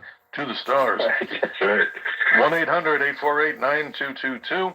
Let's shift gears if we can before we go to the hard break at the bottom. Let's talk about NASA Administrator Jared Isaacman. You gave us a little bit of a presentation on how he's handled this whole, the space situation going on medically there. This is amazing. A long time in coming for him, and it probably should have been sooner, but why not? And tell us what you might know about why there was a slow process to his confirmation.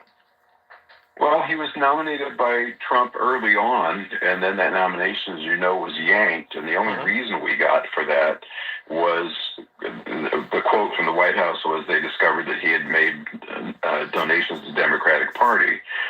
Now, from what I've read, he made donations to both parties.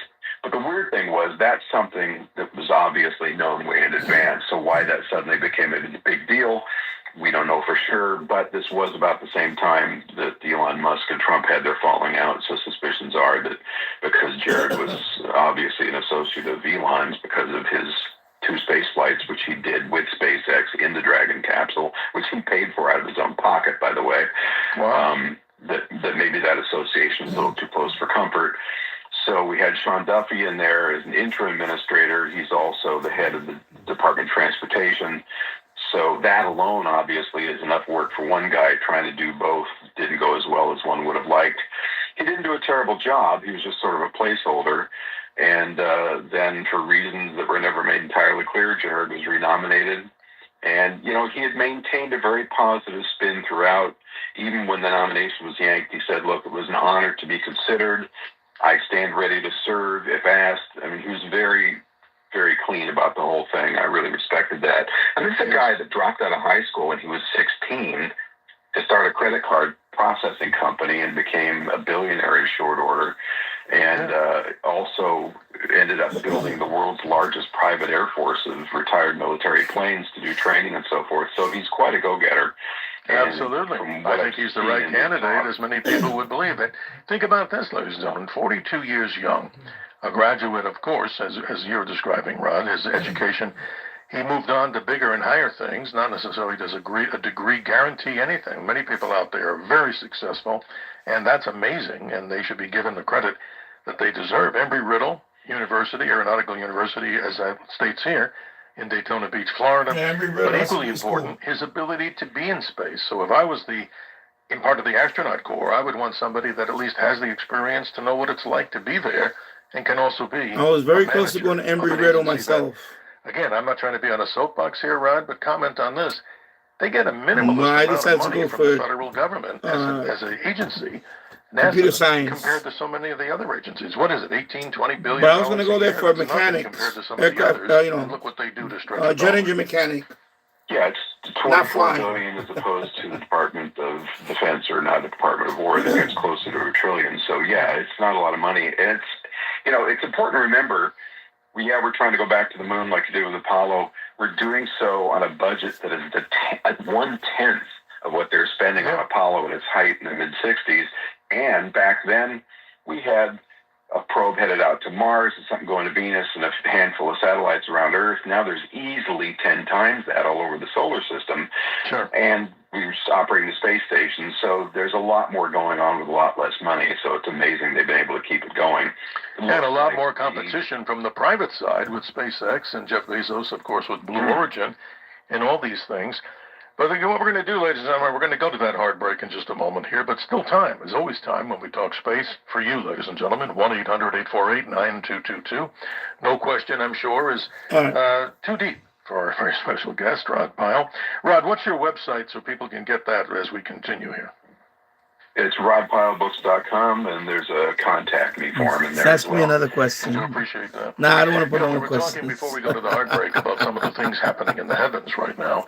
And Jupiter, ladies and gentlemen, we always throw in this big flavor. That's how me this for another program Q&A, started. and I said, no, I don't want to We put on talk about the many Q&As. wonders of what's out there in the universe. Jupiter, still the dominant planet, closest to the Earth as of yesterday, but still, if you're looking out in clear skies, depending if you're on the West Coast, let's say, it's more towards the Actually, let me see if I overhead. can do it. If you're I looking, don't of think I course, can on do the it. East Coast, if it's Once clear, it goes or away, let wherever me it's see. clear, the object may have passed the overhead. Is the it brightest this one? object along that part of the sky, No, it's not that one. 393 million miles away. This is It's a not great that time to one. observe Jupiter in a small telescope.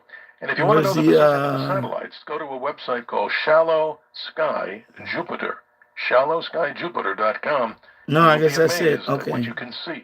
And you can actually move the moons around by the little slide It was right here at the So if you have a bottom. telescope, you'll be very equipped to know which of those 4 moons No. you're looking at. More on the Dr. Sky Experience with our Okay, special never guest, mind. Rod Pyle, author, journalist, television producer, and of course, good friend of the Dr. Sky Experience. We'll be right back. Are you taking part in so-called dry January? All right. So, yeah, it's a lot of comments went by. I'm not going to be able to read anything. Yeah, the Q&A thing just, I got rid of it. Yeah, so they asked me to put another Q&A, and I said, no, I don't want to do that. And now I cannot repost the Q&A. Anyway, the question for the next Q&A was, what is your favorite type of pickle? I didn't want to post it, but anyway, I know mine already because I love pickles, all types of pickles. So to me, I love them all. Forget about that. Of course, I'm a New Yorker. Who doesn't love pickles? I mean, seriously, who doesn't love pickles? I love pickles. Are you kidding me? So yeah, here's a question: what to do? Yeah, powder water.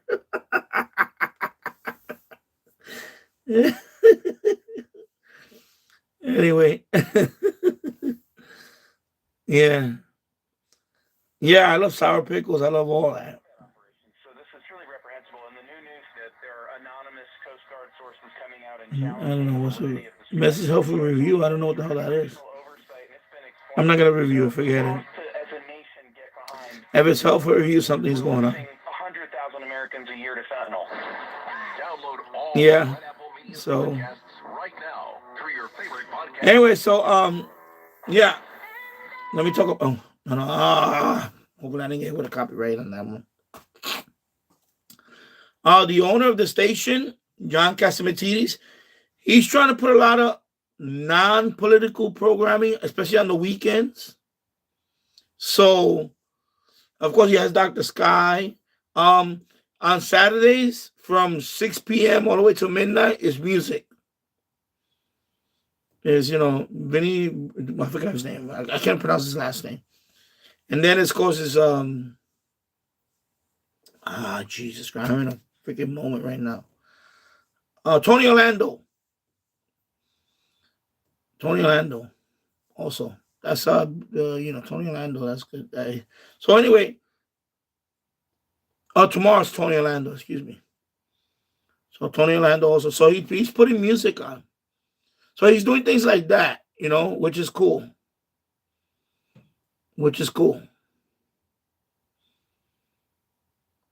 So I like that. So John Catsimatidis is he wants to have a mix of music and other stuff other than politics, because we know WABC during the regular week, Monday to Friday especially, is mostly politics. So he's trying to get away from that, especially the overnight. So I like that, because honestly we need a break from all that, So I like that. I love stuff like this. Anyway, so enjoy. The western sky comes Sky King.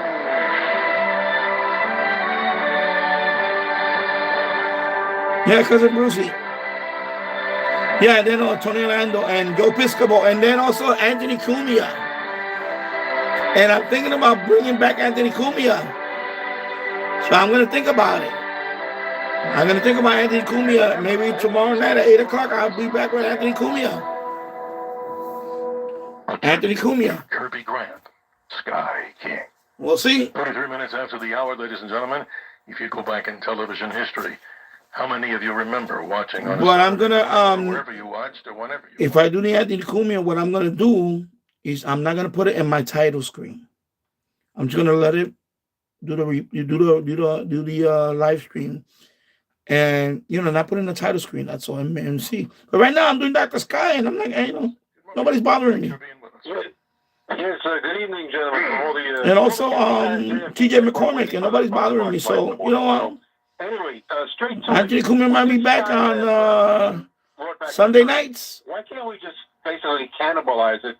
Take the existing pieces that we can use, transport them to the moon to make the first. Yeah, Opie and Anthony. There you go. Dragging this stuff back up into space. He was with Opie and Anthony. I mean, Yep. to me, you have enough stuff in Anthony Cumia parts in the Skylab that you could be able to transport to the moon, and at least make a little shack or something like that as a moon base versus Sunday nights at 8 o'clock. Through the process. 8 to 11 o'clock Eastern time is Anthony Cumia. And I think it's an interesting one, Rod. I mean, it's maybe like taking a car and salvaging the parts and putting into another one, but it's a little more complicated, right? Yeah, so there's a couple of problems. I mean, as I pointed out earlier, the technology is very old. It's getting kind of creaky. We've had leaks. There are a couple of cracks in the Russian segment that have yet to be repaired. So there is metal fatigue because every time, multiple times a year, a satellite will start, or some piece of space debris will start heading towards the space station. They have to move the whole thing out of the way. That's a lot of stress on something that's that big and that delicate in its design. So there's that. Then you'd have to disassemble the pieces, and they were made to fit together with that bespoke technology. So anything new that you set up would have to be engineered to couple with that, which you could do. At that point, you're talking about having it in lunar orbit, just trying to find a way to get those big pieces of hardware down to the surface without having them just impact and vaporize. It'd be very tough. You'd have to have some kind of massive landing tug that could do it. But that said, as I mentioned, there has been talk about trying to privatize or somehow repurpose what's up there, or even use it as a part of a spacecraft to head off somewhere like Mars, but it just doesn't seem to be feasible at this time because it's so old. Well, Mike, you bring up a good point. I say make it into a space hotel. Yeah. Let's continue on with the great callers. A bunch of rich people go up there, spend a weekend up there, Al, you're on with Rod or whatever, and then they come back down. Oh, thanks for taking my call, Rod. I just wanted to mention... Make it into a space hotel. It's always concerning when you have a possible medical distress situation up in space. I've never been a risk taker. I really admire these individuals going in space because there's always the risk you'll never come back. So I hope everything goes well in the next few days when these astronauts come back to, as you said, they would probably go land in Anyway, how's the audio? Let me put the audio a little bit there. But I just wanted to say, I'll never forget. Hope the audio is okay. I was growing up in the north end of Yonkers, and I was in my local pizzeria. Hey, Yonkers, there you go, Yonkers. And I believe it was the Challenger. I'm not sure. Yes. But it was the teacher from New England. I think her name was Sally Ride. No, Krista. It was Krista McAuliffe. Krista McAuliffe. Mm-hmm. Krista, I'm sorry. Okay, yeah. That's okay. She was from New Hampshire. Yeah, I think she was from New England. She was a teacher. Yes, you're right. Mm-hmm. Yeah, and I'll never forget when I watched that. I couldn't believe what I saw, but I knew what I saw was a terrible thing. That it was reality that had blown up. I was only a teenager, so I just wanted to say that that was something that always stayed with me. It was something I'll always remember where I was, just like when John Lennon was shot, and it was a terrible. So my thing is, there's always risk going into space. And this hasn't happened in a long time. I remember when I was jogging. Americans, we hope that they come back and everything goes great. I was jogging to Yankee Stadium. We sure do. I appreciate your concerns, Ron. When the shuttle blew up. I remember where I was. Everybody remembers where they were, if they're of age, when the Challenger explosion took place. And the disaster. I was jogging. It was horrible, but I don't know. Down Jerome Avenue going to Yankee Stadium. And I had my Walkman. I had my Walkman. It can be a dangerous place. Yeah, I had my Walkman with me, and I had my earbuds. Well, when I'm earbuds, excuse me, I had headphones. During launch, maybe what he's talking I about. had headphones on. Burned up during reentry in 2003. Failure. I had headphones on, and I had my cassette player. And I had it on AM, and that's when I heard the breaking news that the Challenger blew up. I was jogging. Simpler and safer than the shuttle. The shuttle was always a really dangerous design. RT-08. I was working in my high school that day, huge machine, and they were showing it on TV. Yeah. The Dragon capsules well proven. They reused them over and over. That must have been traumatic. Eventually, Boeing will get their start. But I heard it over the radio when I was jogging. And again, these are just blunt bodies that re-enter heat shield down, so there's a lot less to go wrong. I just, I was tuning. Spider in good shape. I think I took a break from jogging. I started walking to cool down. This happens out. I remember I was cooling down. Now you're talking about a minimum of 3 to 4 I was jogging and then I cooled down. That means that I stopped jogging, but I'm walking it off. Yeah, if you're heading to get my heart rate back down. And I put it on AM, and that's when I heard the breaking news. And I believe it was 10-10 wins that I was hearing. And that's when I heard the breaking news about that. Going all the way out and coming back, so you're looking. I never forget that. I remember I was jogging out there and the same amount of time back. So better. Because I was training for year, depending on where you are when something happens. So we're going to have I was getting ready for, because I was thinking about joining the military. So I was doing a lot of jogging to get back to get into shape for the military. And medics. So I would jog almost every day, every other day. They're kind of frail things. And I never. And it, by the way, it was cold that day. There was snow on the ground. Space hates the human body, so it was a cold day. I remember it was cold. Well, that's for any narcissist that thinks that we're not. You just heard the truth. And I decided to jog in the cold weather. Right. Just big bags of what? What did you say? Bones and water, or not even that? What did Heat and water. Heat and water. Amazing. James Funny, I used to videotape the launch. I used to videotape the launches, and I got that on videotape that morning. Wow. You should post it. You should convert it to digital and post it on your channel. I've tried to. The concept of a space elevator, and simply what? Especially you digitize it before it really goes bad, the VHS. I mean, it's probably already going bad. It's already been really lunacy science 40 years, right? Really a probable thing that could happen. 40 years. It's been studied to death. The barrier between the study of it and doing it is mainly material science, metallurgy, and what kind of cabling you would use. Is this some kind of carbon-based compound or what? So we don't have the technology to do it yet, but the idea is that you have a base on the ground somewhere, either on the continent or on sea, and you've got this tether, as you described, going up to geosynchronous orbit. So if you go out to about 25,000 miles above the Earth and you position a station... Yeah, I know there's some on YouTube, but it'd be nice if you can post your own video. So from your own video on it. Hey, you know. Spot overhead, so that's where a lot of communication. That'll be your first video on the channel. So that we always know where to point in the sky. So as long as that thing doesn't I lost start losing altitude, 8mm tape. Yeah, same it will here. stay in the same place, and it doesn't take I recorded a lot of ABC. energy to send something up that cable and bring it back down. So there's various groups and associations and academicians that, as I said, have been studying this for a long time.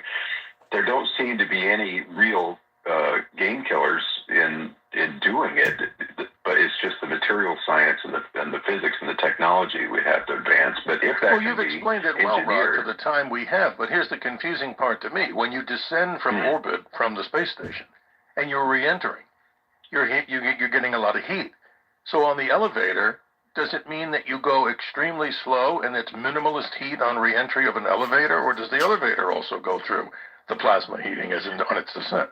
How does that work? My understanding is that because it's coming down from that stationary point in orbit and you can control the descent speed, as long as it's done slow enough, you wouldn't have those problems. You certainly have a change from hard vacuum to atmosphere, and there's going to be wind shear and all kinds of other problems to deal with. But in terms of atmospheric heating, I think that would be negligible from what I understand. Right, and notice I'm not volunteering you for the first up and down ride there. That's a good one. Either of us, my friend. No, and I'm sure many people listening. But no, it sounded just like a Star Trek type concept, which many are great. I know. Absolutely.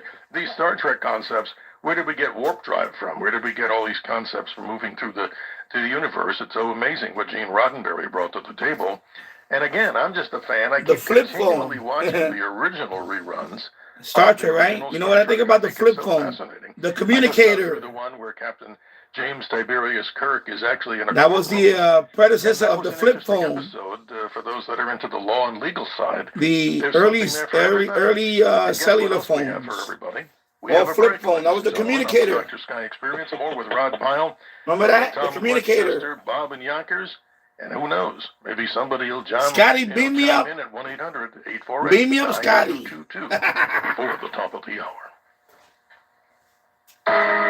This is 77 WABC Newsroom Extra. New York Governor Kathy Hochul. Yeah, the communicator. That's the first thing I always think about. Is like when we had the flip phone, I was like, yeah, this is Star Trek technology right now.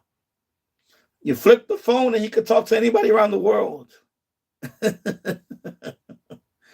That's pretty cool. So of course I remember that, a communicator. I remember they sold that as a kid. They had the walkie-talkies that were like that, the communicator. Those cheap old toy walkie-talkies. If we rest on those laurels and say we're done. Shootings have dropped 60%. Yeah. They're talking right now as I'm break. Yeah, the communicator. Yeah. Yes, the flip phone was directly related to the communicator by Motorola. Yeah, exactly. That's pretty cool. A lot of sci-fi, you know, back in the days became sci, you know, fact, should I say. Yeah. What else? Those are about a bunch of things. Of course, the whole warp speed, you know, we still haven't got there through the warp speed thing. But definitely the communicator is pretty cool. I like that. And of course, the teleportation thing, we got a long way from that one. The teleportation. So we still got to work on that one. These kiss caskets. I mean, that's a smart businessman. There you go. It's amazing. Yeah. I wanted to mention something real quick about Star Trek. We just, in the magazine I edit, we reviewed a book called Inspired Enterprise by a guy named Glenn Swanson, who's a retired NASA historian. And it goes into exactly what you're talking about as to how Roddenberry and his cohort connected with scientists and academia and government to really try and nail stuff in Star Trek as much as they could. And of course, we look at the original series today and we go, well, that's kind of silly, you know, here and there. But for the time, when you think of the kind of goofy movies that were out there and shows like Lost in Space, in comparison, Star Trek was a revelation. Yeah. Well, after this radio show, ladies and gentlemen, I watched the reruns of Lost in Space, and we promised the audience something, and we're going to do it. We talked to Billy Mummy, and he wants to come on here, and we'll try to get him for a future celebrity guest interview. But let's go to Bob in Yonkers. Bob, yeah, the tablet. Yeah, that's too exactly. Yeah, the talking computer. Yeah. This guy. I have a legal question. Yeah, the tablet. Exactly. That's a good one. Yeah. First, can they claim the patent for themselves? Good one. Wow. Rod? So that's a very interesting question. And unfortunately, the answer is no. We have this instrument called the Outer Space Treaty that was signed by the U.S. and the Soviet Union back in 1967. China signed on later, which says very clearly you can't claim territory or other astral bodies. So that includes the moon. However, the concern that people have and why there's a bit of a race going on between the U.S. and the Chinese to and the AI, right? ChatGPT. The concern is that who lands first basically has first mover rights, whether they're official or not. So the idea is a few Yonkers people calling it. Everybody's aiming for the lunar South Pole because we think there's water deposits Yonkers there represent in the form of ice, and that could be used to make rocket fuel and so forth. So whoever lands first can declare a safety exclusion zone, which could be anywhere from hundreds of yards to a couple of miles, depending on what they're doing. This is also why both sides, us and the Chinese, are trying to get nuclear reactors up there.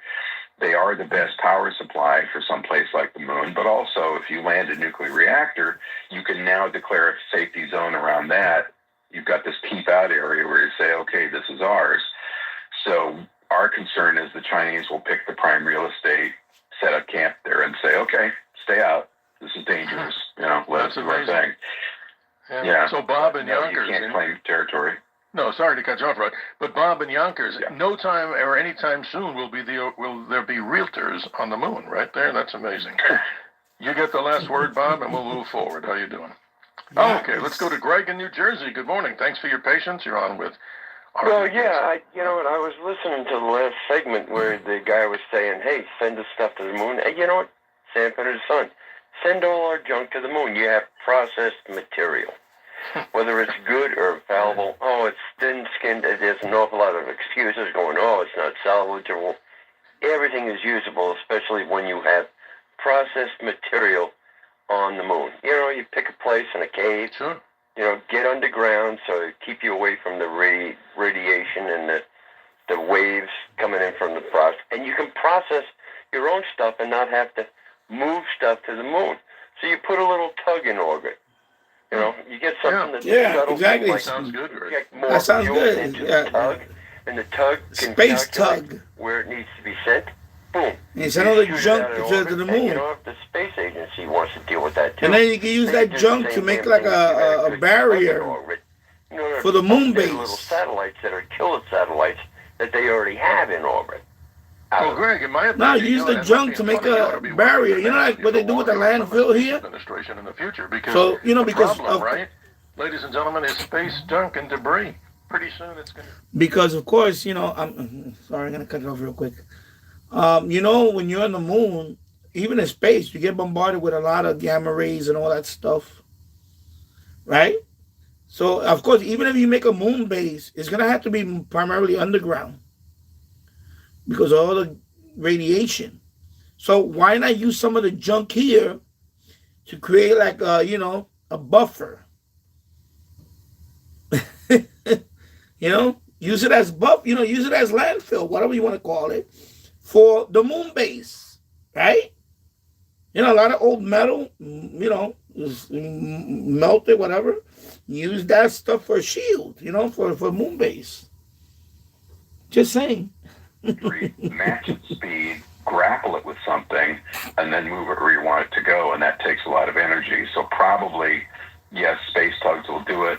If we're going to do it in any volume, we're going to have nuclear propulsion. He said, "Don't mess with the moon." Hasn't perfected yet. We got close to watch Time Machine movie. I gotta watch that movie then. Program, thanks to the Nixon administration. Gotta watch that then. And we haven't pursued that since in any serious way. So yes, theoretically, it's a really good idea because that stuff's already there. Well, Greg in New Jersey, thanks for the critical thinking. We're gonna have to build something on the moon. Time is of the essence here. We thank you for your call. Let's go to Robert in North Carolina.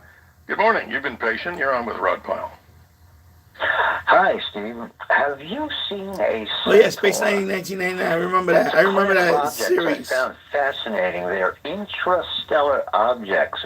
And the largest nothing good comes from messing with the moon. Telescope observations seems to have formed... Yeah, it's another thing. Temperature. James Farley, exactly. But definitely radiation. That's a big one, radiation. Telescope. Take a look at it. Because radiation, and the UV, also ultraviolet radiation, all that, it degrades. Like the flag that they put up there in 1969. Well, some people say it never happened. That's probably gone right now. It's probably disintegrated. That flag is probably disintegrated by now. If they ever visit that site again, that flag is not there no more. There's no way that flag is still there. No way. Robert, very good though. Well, so not only the temperature change, but ultraviolet. I think the interest, as I understand it, these things tend to live in the outer. Because there is no ozone layer there. There's none of that. They've been spending most of their lives. There's no, atmosphere. Somewhat different from the inner solar system, but I guess Anyway, let me shut up. Sorry. You're the plane. Is that you're seeing. Thank you guys for watching. Smash the like button. Thank you. That tells you an awful lot about the formation and how things came to be, right? Yeah, Robert, I'm fascinated that you brought that up because very few people I even talk about when we talk about asteroids, that's one of the least known, other than the couple of asteroids that are supposedly locked into the Venus orbit, which is even more amazing. But you get the last word, even though time's pressing, but please continue. Oh, he's gone.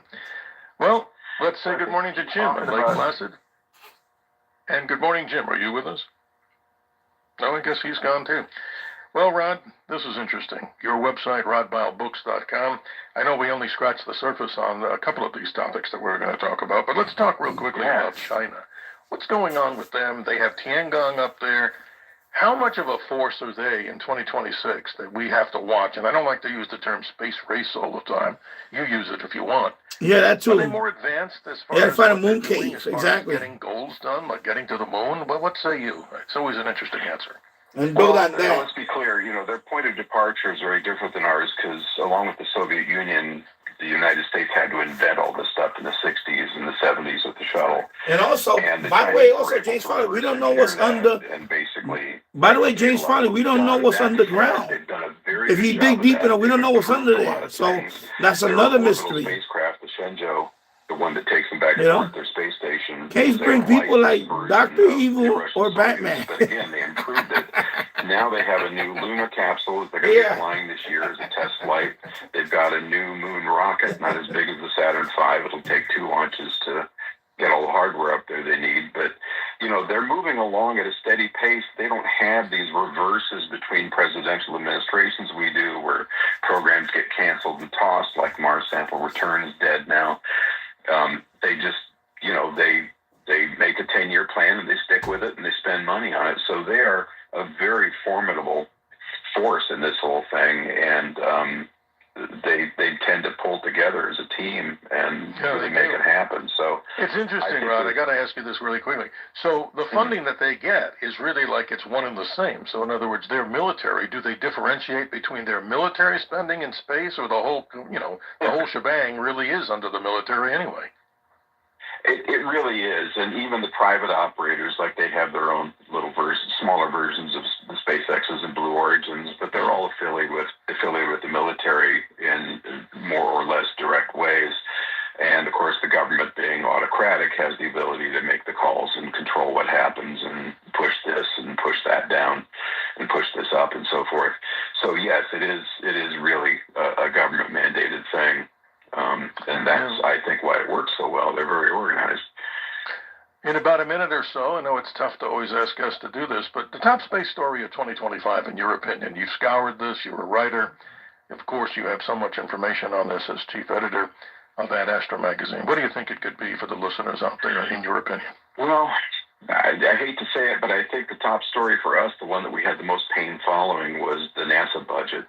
We had the thing chopped almost in half, down to $16 billion from 24. That was a White House request. It was going to preserve funding for the moon program to get astronauts back there, but pretty much wipe out space science to the tune of about 50%. So I had a lot of people concerned. There was a lot of layoffs. There were a lot of early retirements. A couple of the NASA centers were being downsized without a whole lot of forethought from what we can see. Now Congress has come back and said, nah, we're going to pass the $24 billion budget. So it looks like that's going to happen. But for 25, I think that was probably the big one for us. For 26, of course, 2026 is going to be the Artemis 2 mission, which is going to launch sometime between February and April and send 4 astronauts in a big loop past the moon, and that's going to be very exciting. It is, and we wish them very well, because they're going to go, if I understand this correctly, beyond that area where the Apollo went to make a big swing. But imagine that. Since Apollo 8, it's taken us this long to do any kind of semblance of returning back to the moon. Rod Pyle, always a privilege and honor. Your website, I'm going to say again, rodpylebooks.com. Great information, and check out his iHeart Cool Space News podcast. That's one that you're proud of doing, and we do appreciate you here on the Dr. Sky Experience. And I was going to mention in closing that one of the big stories I thought was about the Whitmore and Williams. I need to buy an LED clock in here. Right now I have no idea what the time is. It really held the news for so long with the inappropriate term that many people in the media use. The astronauts were not technically stranded. Buy LED clocks for the boiler room. They came back, and bless them and everybody else. We hope that the medical issue is one that's solvable. Yes, nothing. Hopefully they find water. As a success.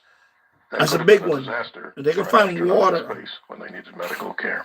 Thank you so much, Rod Pyle, for being with us. Always a pleasure, and we look forward to having you again. Have a good morning. Thank you, my friend. Always a pleasure. Well, ladies and gentlemen, that wraps it up. Always suggestions for potential guests. We always love emails, and just generic emails themselves. My email is just DRSKY, Dr. Sky, at WABCRadio.com.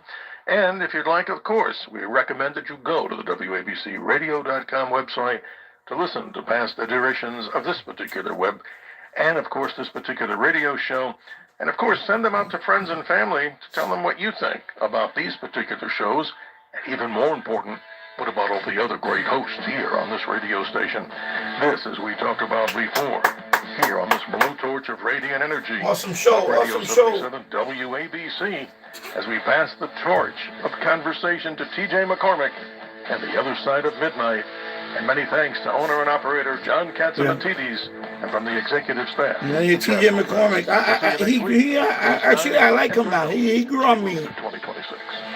So, gonna leave it on for a little while longer for TJ McCormick. But, that's more political now, so. And he talks about other stuff, by the way, so I'm gonna leave it on for a little bit more. But yeah, Dr. Sky, there you go. Awesome show. This is New York's talk leader. Fuel of Talk Radio. WABC New York, WRCR Haverstraw, and 107.1 WLIR Hampton Bays. News first at 59 past the hour. 77 WABC News starts now. 77 WABC News, 39 and cloudy skies on this Sunday, January 11th. Good morning, I'm Liz Radabali. Minnesota officials are calling for an independent investigation into the deadly shooting of a woman by an ICE agent in Minneapolis. Local County Attorney Mary Moriarty and Minnesota Attorney General Keith Ellison announced they will pursue the probe with the help of the Minnesota Bureau of Criminal Apprehension. I cannot overstate the importance of a local investigation, or at least access to the federal investigation. There we go, Derek Chauvin 2.0. The announcement comes a day after the FBI took over the investigation, removing Minnesota authorities from it.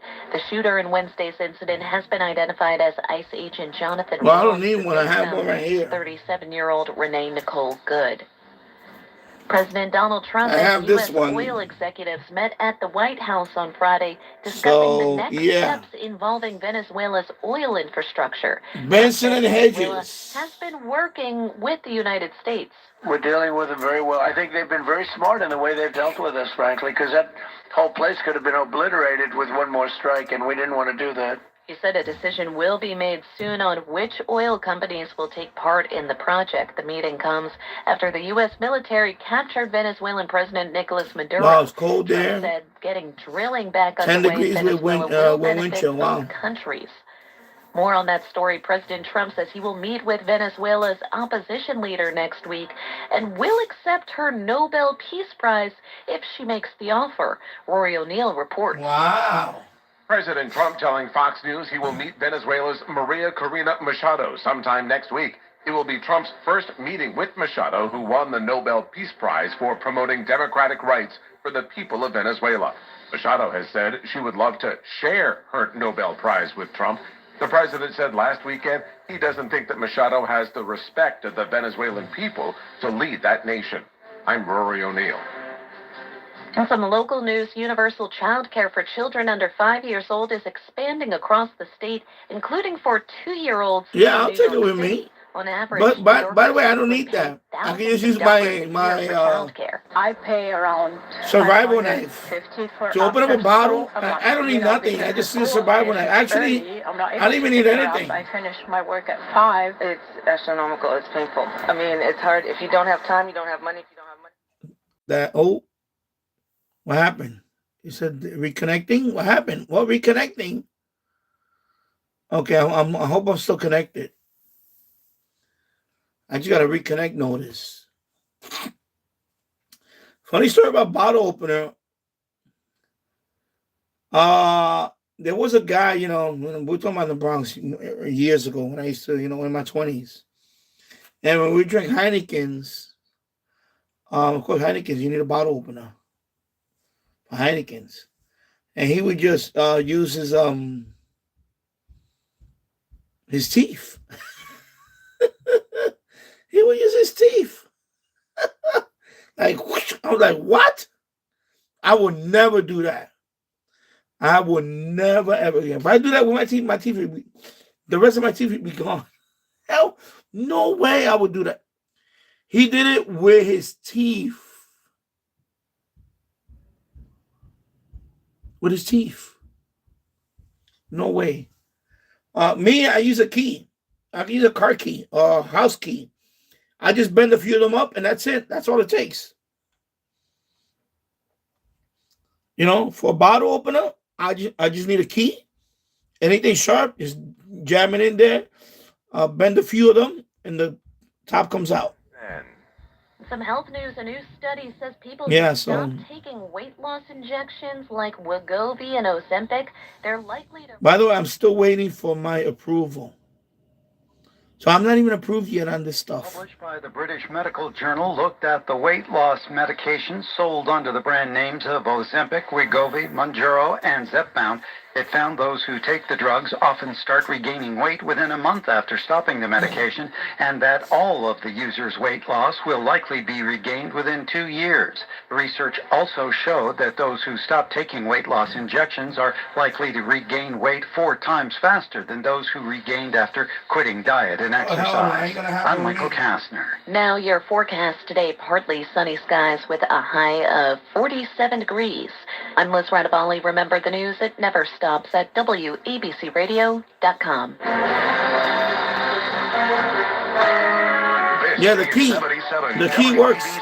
That's the best. I just use the key. Neighbors in Diker Heights want to know what 2 men were doing when they lifted up a manhole and went into the sewer system. That's my go-to, the key. You just take a key, bend a few of them up, and then boop, the rest of it comes out. Pretty brazen to come to the same place a month later to do the same exact thing. Like, well, RT08, I got prescribed for that. So I'm going to try it if I'm approved. I am going to try it. But my goal is modest. I don't want to go down like 100 pounds. I just want to go down to, I would like to drop 50 pounds. So I'm not going to go crazy. Yeah, I know. Be careful. I know. But right now, I'm not approved yet. I'm still waiting for the approval for my health insurance. Right now, I haven't heard anything. All right, here we go. Let me leave it because I don't want the music, the bumper. The music is the thing that gets me. So let me leave it. Give it a couple of minutes, a minute, whatever. I don't know, whatever. The intro music is. I got hit with the copyright with the intro music of his show. So yeah, be careful. Of course, yeah. I done the research on it. There are some rare side effects, but at this point in my life, I am gonna try it. I am going to try it only because... No, that's not one of the side effects. It's the liver kidneys. The side effect is actually worse. The liver kidneys is not a side effect. It's actually, I believe one side effect is the pancreatitis. And then one other major side effect is blindness. Is blindness. That's the worst one. Is blindness. That's the worst one. That's the one that really, oh my God. Blindness. Oh, stole the music. You see that? You hear that alone? I would have got hit with copyright already.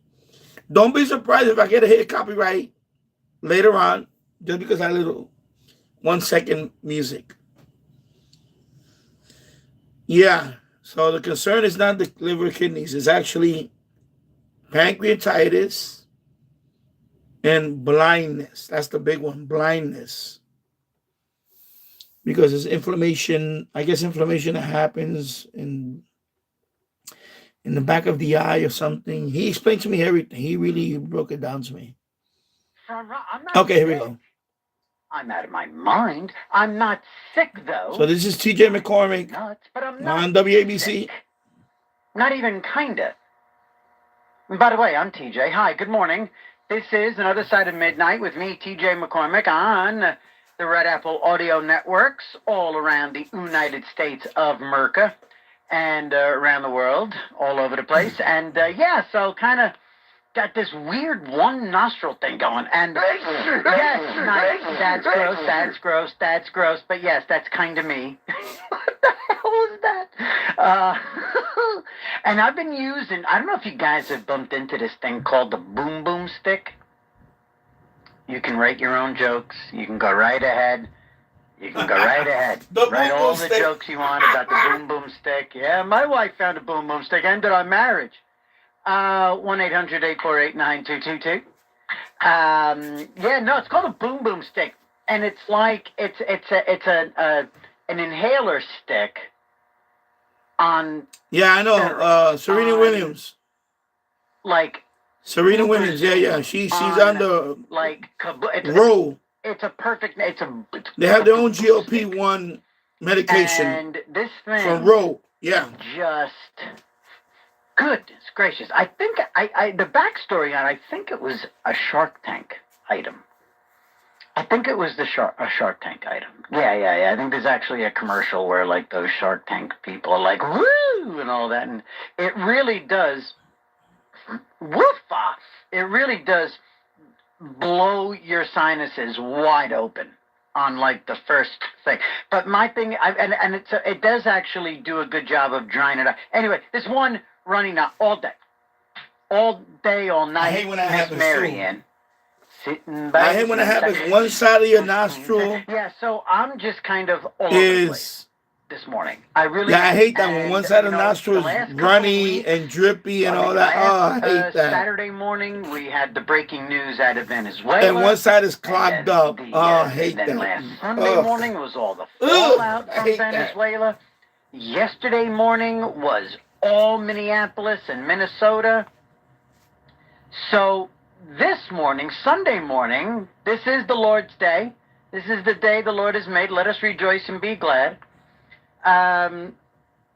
Really, let's do our very best to just kick it wide open. And just, pretty much for the most part, if you've got something that's a burning desire, if you've got a pebble in your shoe about something, if you have a bee in your bonnet that you really just want, and I mean like literally, and this isn't, I come armed with many copious notes and that's them right there, with many copious notes for things to talk about. I've got 8 billion things scribbled here. So I'm not being desperate. I'm not saying, let's talk about anything. I'm saying, I'd love to hear what's on your mind genuinely. Yeah, he's a good doctor. He really, your cranium. 1-800. He broke it down to me. He really is a good doctor. To seed the clouds, it's a Chinese doctor, Dr. Young. Your appetite. He's a very good doctor. Things, high rating. For sure. I don't know if it. Everybody, good ratings. Bob Weir, the guy from the Grateful Dead, passed away. One of the original Grateful Dead dudes passed. I'm not really much of a This is almost like when somebody of the opposite, party passes away and people go, well, even though we disagreed on many things. I hate that, by the way. Either express your condolences or don't. But anyway, so I wasn't, I'm not a massive I'm not a Grateful Dead fan at all, but I know I'm not a big fan of just prolific. Sorry, I just don't. Massive. So that's a pretty big deal. I can't relate to Grateful Dead. Pretty much put the kibosh on the Grateful Dead. I do have a CD of the greatest hits, isn't he the last one, the only one alive, or something? So I don't know. That's one little thing. I guess I was after my game. After I was born last night. Oh my God. Bears. It's like the Beatles. I can't relate to the Beatles either. Packers. Sorry, people. Great too. Really nice seeing a classic, old school, original NFL matchup. Old school, original NFL, right? OG. The Bears. In a great freezing cold Chicago stadium on natural grass. There you go. The Bears. Smoke them if you got them. The on Bears. Natural grass. Down to the wire. Exciting. Nail biting. Remember the original Saturday night? If you didn't see it, the Dolphins won. Sorry. If you didn't see it. Remember the original Saturday Night Live skit about the Bears? The guy has a heart attack. The Bears. The 30s? And Mike Ditka was in the original one. Remember that? And then that kid loved the quarterback. Yeah, super fans, yeah. Let it fly, and it kind of flew right into the arms of the waiting Chicago Bears. They had the bratwurst and everything, the bratwurst. Yeah, way cool to see a classic matchup in a The classic bratwurst. setting with the breath coming out. Yeah, that's one thing. I tell you what, man, I that's missed that. By the way, that's great football. Great. That is great football. NFL Cold weather. That's something I've got to watch. I haven't, Really cold weather football. That's what football's all about, right there. That's right. That's great football right there.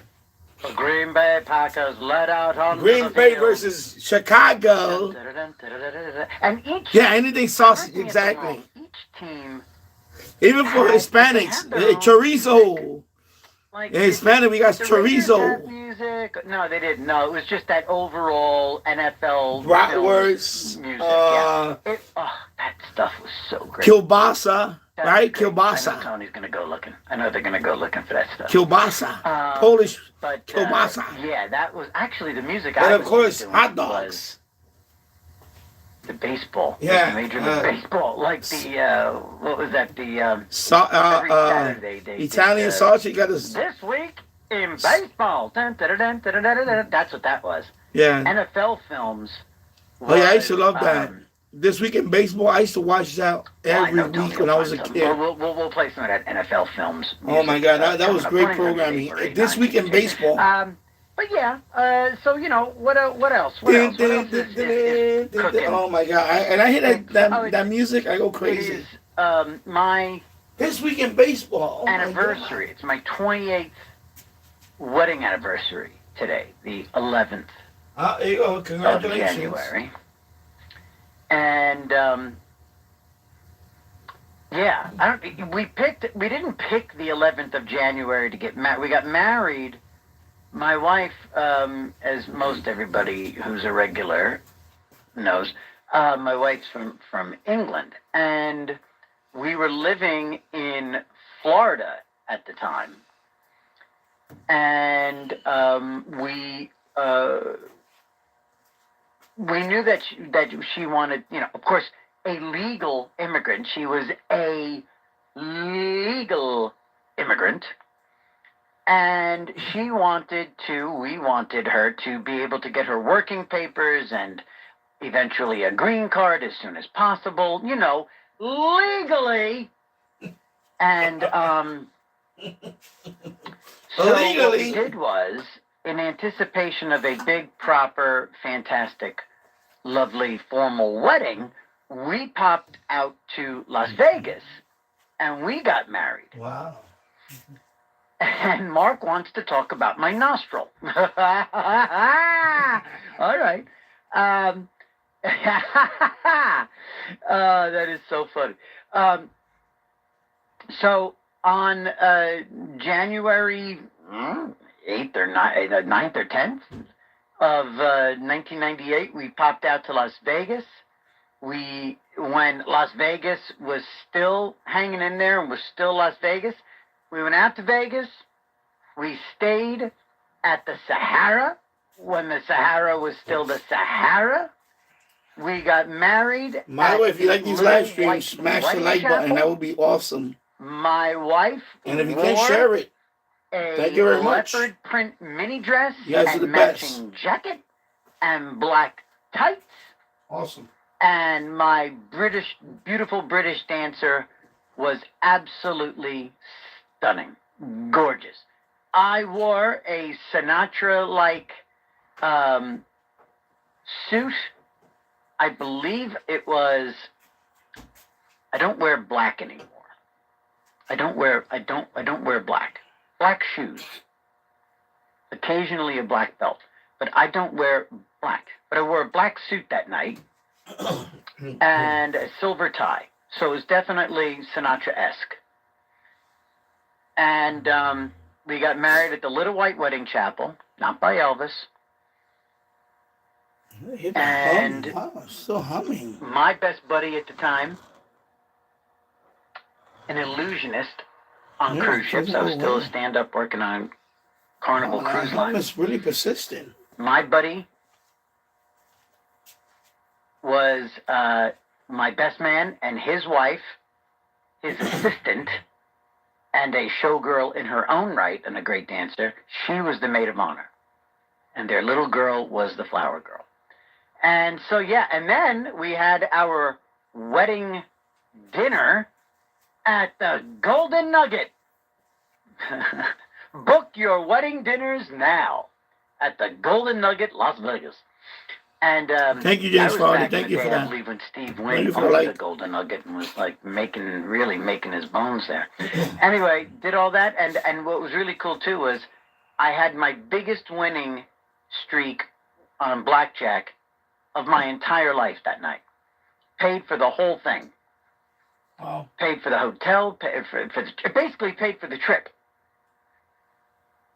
That's how good the run was on blackjack at the Sahara. While Andy was getting ready. That's what happened to me in the Stratosphere. Getting ready upstairs. I played enough blackjack. I hit the jackpot. To pay for the vacation shapoopy. When I was in Vegas. How's that? I had a royal flush. 28 years ago. Good Lord. And here's the video poker. So, or the interesting. So, we a never royal had flush. I hit the jackpot. This has got to be something we've got to do for like our 30th. So that jackpot paid for the vacation wedding that we was on back in 2009. My beautiful, beautiful bride has never actually worn a bride's. I was like, yeah, baby, a royal flush, a bridal gown. Is that what that's called? A bride's dress, a bride's gown, whatever you call it. She never wore it. Not sure that. Like $1,500. But anyway, 1,500 big ones. If white is 1,500 Benjamins. If white is the traditional, I think she could wear. Was crazy. It was like 7 in the morning. And I just had the continental breakfast. Polka dots with rainbows. Then I go down to the casino on the Stratosphere. I'm playing video poker. Because, I put a $20 bill. Recording artist eventually. We moved to Los $20 Angeles, bill. and she was a recording artist, and they were about. To I'm down to my last $5 on that $20 bill, and boom, I hit the jackpot. And she had to get her. I got a nice hand. Visas all sorted, and I only need to turn one card, and I got the royal flush. Married in England, and we had to put all off so that she could tour with her pop group, with her girl group, I5. I was like, what? Actually, she went on tour with NSYNC. I only need one card to get the royal flush, and I got the royal flush. Wifey, my gorgeous, gorgeous British twirly, as we call dancers in England. What are the odds of that? Never had a formal wedding. Doesn't that suck? Poor girl. It breaks my heart. It breaks my heart that she never had one. Ugh, really tough. Anyway, all right. So 1-800-848-9222. Plenty to throw out there on the table for us to discuss, including my one nostril. And we'll talk to Mark when we come back. And all y'all, Bill, Sean, Jacqueline, everybody hang right there. We're going to take our first little break of the morning, and then we'll come back and we'll talk to everyone right here on Another Side of Midnight with me, TJ McCormick, on the Red Apple Audio Networks. Stay right there. It's Another Side of Midnight.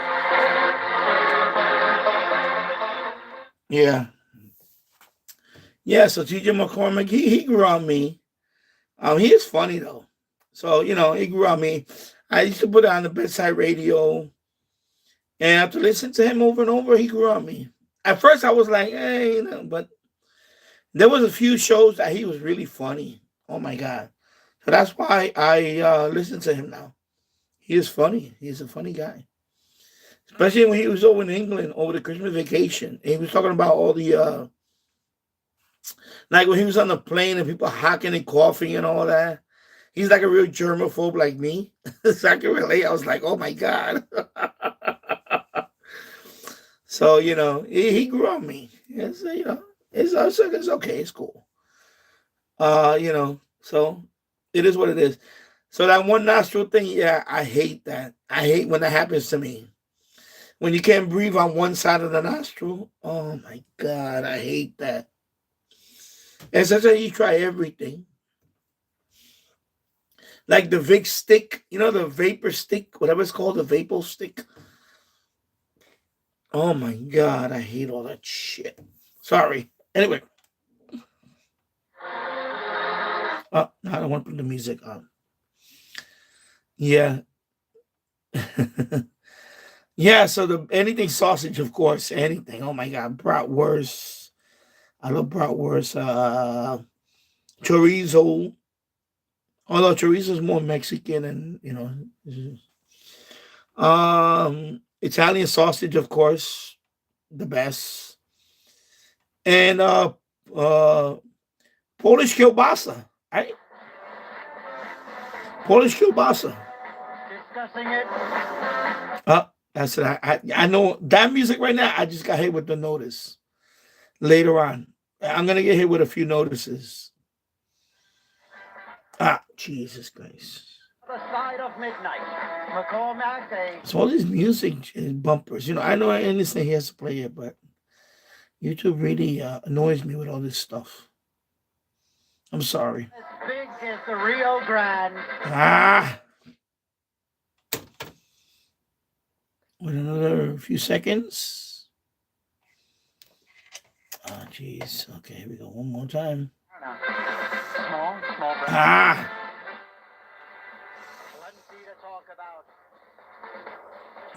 And forget it. You know what? Forget it. William Lee answering the phones.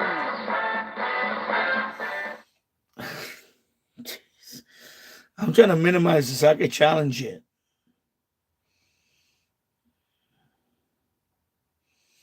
They're saying now the Pope might have helped. No, I think I'm gonna say I think the Packers are overrated. All year, I think they've been overrated. Since last year, I said it about the Packers. So I'm not surprised that they lost. Anybody would have beat them on this round. Not only the Bears, but anybody would have beat them because they're overrated. Those guys running in slow motion. Remember, this is the same team that ran Aaron Rodgers out of town. Aaron Rodgers goes to the Jets. And, of course, he got injured and all that. Then he goes to the Steelers, and he does great. He's doing pretty good with the Steelers. So, to me, they should have kept Aaron Rodgers for a couple of more years. They didn't want to pay him that money. That's what happened. So, 1-800-848-9222. Let's go to Bill in New Jersey. Good morning, Bill. Welcome to another side of midnight. How are you, sir? And happy anniversary to you and your wife. Thank you very much. Thank you. I'm a lucky guy. I'm truly blessed this girl is still with me. So thank you very much. I'm very grateful. That's right. That's right. So I think your topic was what irks you. Sure. Right? Sure. So the thing that irks me is I will pull into a common convenience parking lot, whatever, liquor store or whatever, and everyone is so entitled that they need to park right in the fire zone. Oh. Meanwhile, there's 30 wide open parking spots. Mm-hmm. So the fire zone is designated there for a safety reason. Yep. But everyone just seems to be so entitled that they can park there, put their flashers on, whatever, what have you, but the whole parking lot is empty. Yep, parking lot's empty. I could see if the parking lot was full. Yeah. I go in and get my pizza, but sure, the parking lot is empty. I tell you, Bill, you bring up a great can of worms kind of subject, because the parking lot, the universal parking lot, the royal parking lot, the parking lot of life, right? The subject of the parking lot is the site of many irritations, right? You've got people in the fire zone like you're talking about, right? And a lot of times that's a dude, and he pulls up and he's he either drops off the wife, lets her run in, or people abandon their car. They actually park there, like you said, they'll put the flashers on as if that's that makes it any better. But then also, what else is in the parking lot? You got the people who don't return their shopping carts. Now, it's one thing, don't return the shopping cart. That's annoying. That's irritating enough. But the people who leave the shopping cart in the parking space. Oh, my God. Right? That's enough to make that's you... a double entendre. You're Yeah. It's enough to make you want to commit a crime. That is one of those. And what gets me too is, Bill, is when people leave put that could be because of weather. Like to the I had that happen to me. To the side of the parking space. But it totally redirect. That renders that parking space. Yeah, I had that happen to me many times. Yeah. It could be because of weather or just and they used to have the American Indian with the most likely weather. And he was like the tear. That could happen. They need to bring that back because But that happened to me many times. This generation, nobody cares. Like how about just like do the right or logistics. Thing. Yep. Put your cart back. That's it. Don't park in that area. Because there might be a fire. You might be blocking the handicap zone. Just do the right thing. I'm not surprised by that. I just find this society I'm not surprised by. No one gives a rat's. Yeah, I got you. A rat's patoot. Yeah, no, you're right. It's It's never a direct thing. A direct flight or whatever. It takes 35 seconds to do the right thing. To your point, Bill, and that 35 seconds is going to save somebody else. 10 minutes of irritation and or more. It really, that's what I try to teach my daughters is, just take that extra couple of moments to do something the right way, to do the right thing, to do the neighborly thing. One more thing about that, RT0A, that could also be rail traffic. Not all Amazon packages come by plane. There are rail cars with Amazon containers. So keep that in mind too. So that definitely will be an issue. So not only air traffic, but rail traffic. Is the person with the so that could be a railroad container clunker who parks diagonally just simply because they don't. And rail traffic is not always direct. Oh yeah, that's especially if it's a big item. If you order something that's very big, it's probably going to be ground transport more than air transport because there's limited space on a plane. However, on rail traffic, it's on a container. So if you order something big, like for example, a stove or like a big appliance, that's not going to come by plane. There's no way. That's going to be ground traffic. So it's going to be rail traffic and trucks. So keep that in mind. Tie them to the sides of their door. I love it.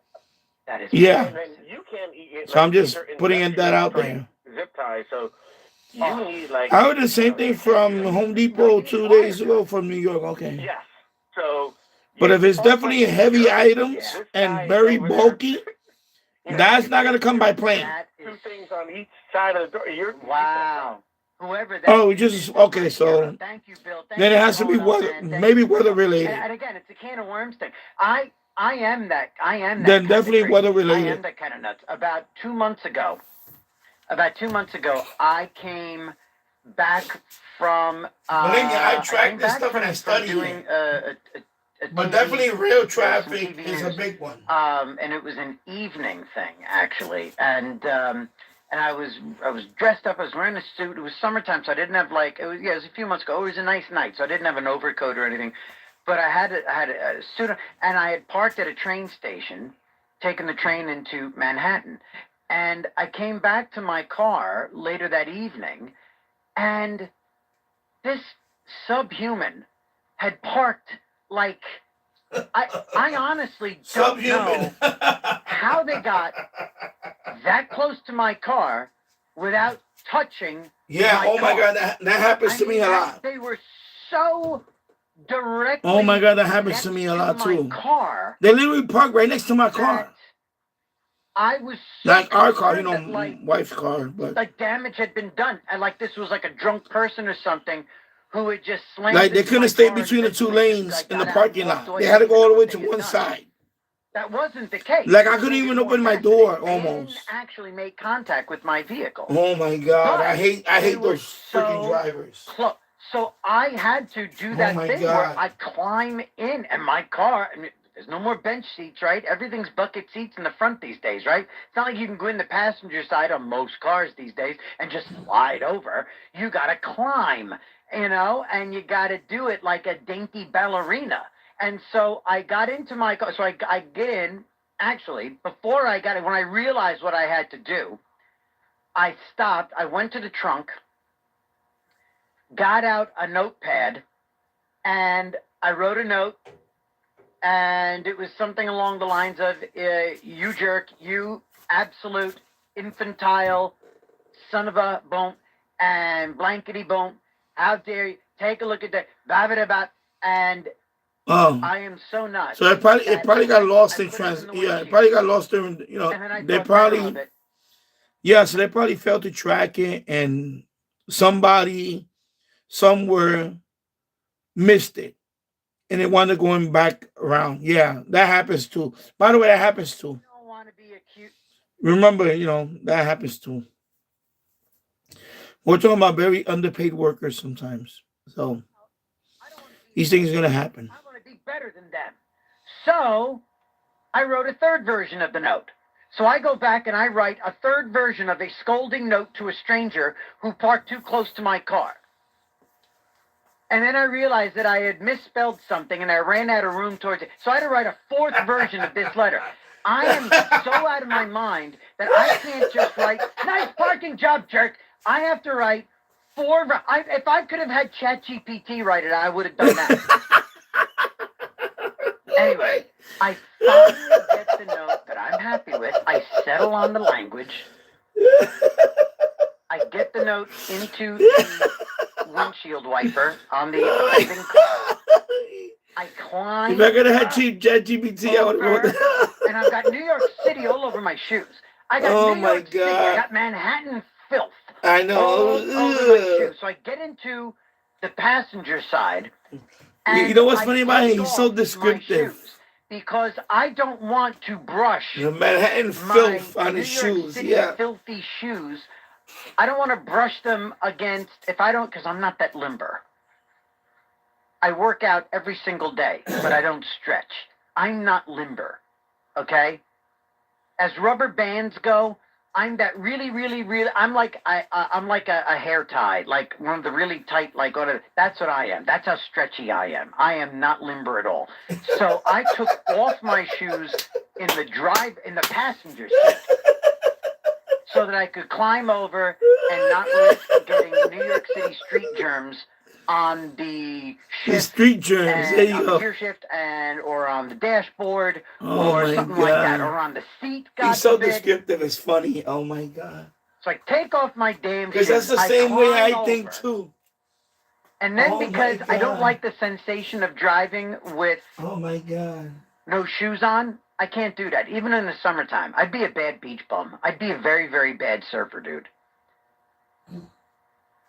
I just can't drive barefoot. So I reach back over, and I have to now put my shoes back on. So go through all that palaver, and I was able to. Thank God, the other side of my car, there was no car there. If there had been another car, I don't know if I could have maneuvered out. I start to nose out because I was backed into the space. I start to nose out of the parking space, and all of a sudden, the offending vehicle that was parked so close to me, the lights blink, and the doors unlock. And I'm like, oh, they're here. I was like, this is fantastic. They're here. And I'm like, damn it. I want the note back. So I look around and I don't see anybody. And I realize they're walking from somewhere else in the parking car. So I pull the car away. I jump out of the car. And I grab the note out of the... I'm literally out of my mind. He's doing all this. I grab the note. He could have been long gone. My shoes are untied. But he's doing all this stuff. Okay, that I put back on. So I'm scurrying, but mindful of the fact that I don't want to trip over my shoelaces, right? So I grabbed the note out of the windshield because now I'm going to have my chance. And as I'm running back into my car, I'm like, damn it, what if this is like a big, huge dude that I don't want to be like shouting at? I'm going to end up keeping my mouth shut. There won't be a note to virtually yell at this guy, and I'll have just screwed myself out of any satisfaction whatsoever. Well, that didn't happen. It was two college girls. Two college girls come walking up to the car, and in typical TJ fashion, having every bit of rationale on Those my two side. college girls. I was 100% correct. They were 100% wrong. And by the way, I don't know how.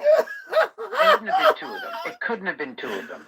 Oh my God! Because there's no way one of them got out of the passenger side of that car. So it must have just been one who was there to pick up her friend or something. Anyway, all right, too many details. Sorry. Anyway, they come walking towards the car. He's wasting all this time in the middle of the trying to give them his 2 structure in my car. cents. I put the window down, and the best that I could come up with, as she's walking to her car, the best that I could, and I am a talking professional. I am a professional talker, as evidenced by the fact that all I do is talk to you people. The best I could come up with to start was, "Is this your car?"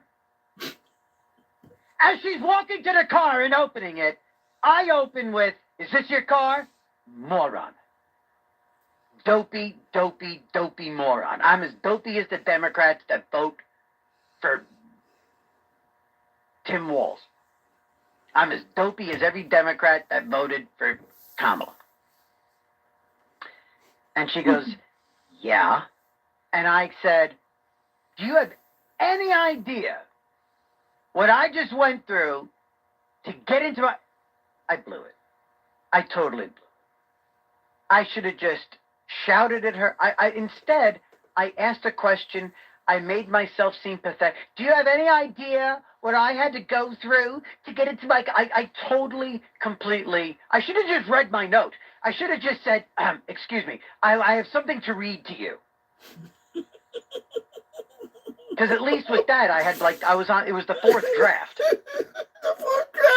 But off the top of my head, I don't know. If you know what it was, I was disarmed because it was like a college girl. What am I going to do? I'm going to yell. I'm going to shout at somebody else's daughter. You know? And she was pretty good looking. So Oh I was a my little God! taken. The fourth draft. Oh my God! Can't get away with it. So they just drove away. That's it. Man. Anyway. Oh Sean my in Rockland County, line 2. Sean in Rockland County, line 2. Oh Good my morning, God. Sean. Welcome to Another Side of Midnight. Hi, TJ, and congratulations on your anniversary. Thank you. And this audience loves you, and that's all that matters. You're very Who cares where they park their car? Thank you. I used to tell people, you know what you do? You buy a real old car, and then you don't care how you get out of the spot. Yeah, exactly. That's what I told my wife. First thing is first, and you don't have to answer this, but your wife's from Liverpool. Is she, Exactly. That's what I told my wife. Get a real old car, like a battleship.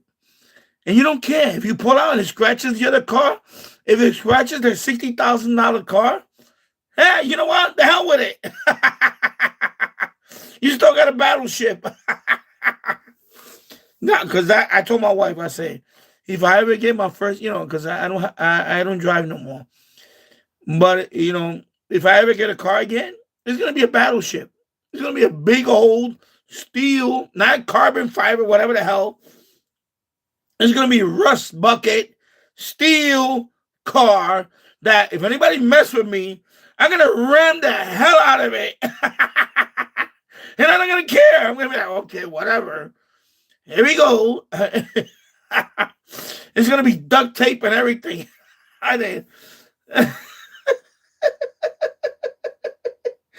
Exactly. I would have had a rust bucket as a car. I don't care. If you park next to me, I'm going to scratch the hell out of you.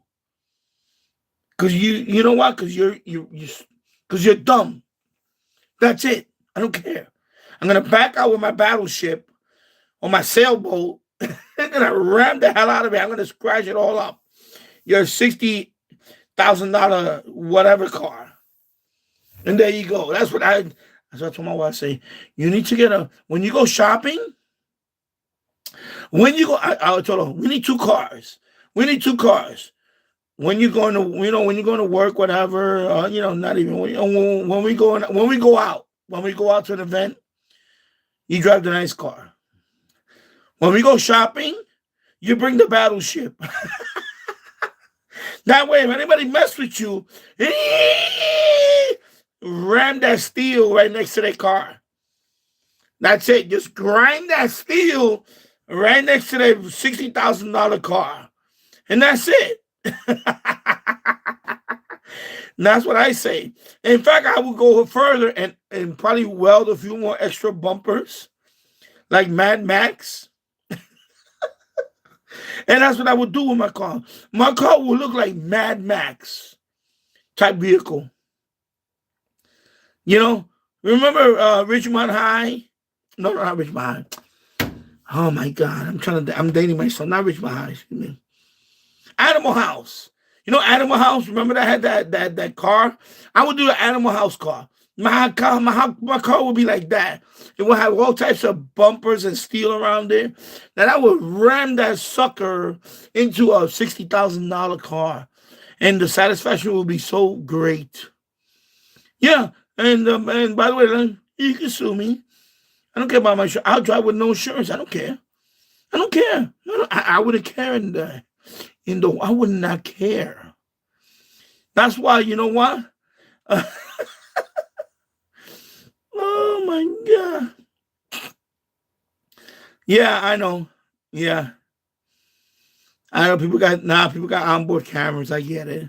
But honestly, if you're stupid and you park too close to somebody, I had that happen many times. And they park really close that you can't even open the door. You know what? You deserve to get your car scratched. I'm sorry. Because you're just being dumb. I'm not saying you. I'm saying in general. When people... If you can't line up your car to park it in the middle of the parking space, and you veer all the way to one side where I can't even get out of my car, then you know what? You deserve to get your shit scratched. I'm sorry. I would have scratched the hell out of it. And that's it. But of course, I'll be driving a battleship. But that's what we do. No, we do that. By the way, RTC, we do that. When we park, we don't park with the crowd. We park all the way outside, like away from every car. Like there's no car next to us. Because the walk doesn't, and I tell my wife all the time, is the walk going to hurt you? She said, no. Then park away from everybody. And when you're not going to deal with them. But what happens a few hours later? She's like a magnet. They park right next to her. I don't know why it is. Even if you park all the way out there, like when we go to Walmart. Yeah, exactly. Just buy an old cop car. Exactly. Exactly. It's just some people are just, I don't know what the hell's going on with them. They need to park next to people. I don't know why. My God. I mean, right? It's like when I go pick up my son from school, right? I'm standing by myself away from the crowd because the crowd is further down by the steps. So I'm already like in the other, I'm actually across the street from the school. And I'm standing about, and I hate when people come next to me and start, hocking and coughing next to me. Because I don't want to get none of this flu shit. I don't want to get none of this flu shit. But people going to grab, and I look at them like, why are you next to me? Did I not on purpose stand here to get away from you, germs? Why are you next to me? And I look at them, I give them the dirtiest look ever. I'll be like, why are you next to me? Get away from me! No! Seriously! Oh my God. They literally walk in front of me.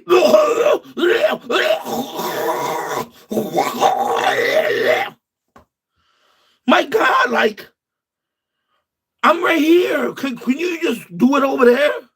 Away from me? Really? You drive me up the wall. And I give them that look like, why are you doing this? And I have to walk away from them.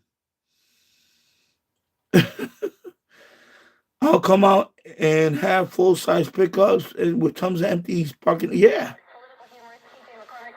It's just people are just, some people are just straight up, ass wipe. Sorry. Or very, what's the word? What's the word I'm trying to find?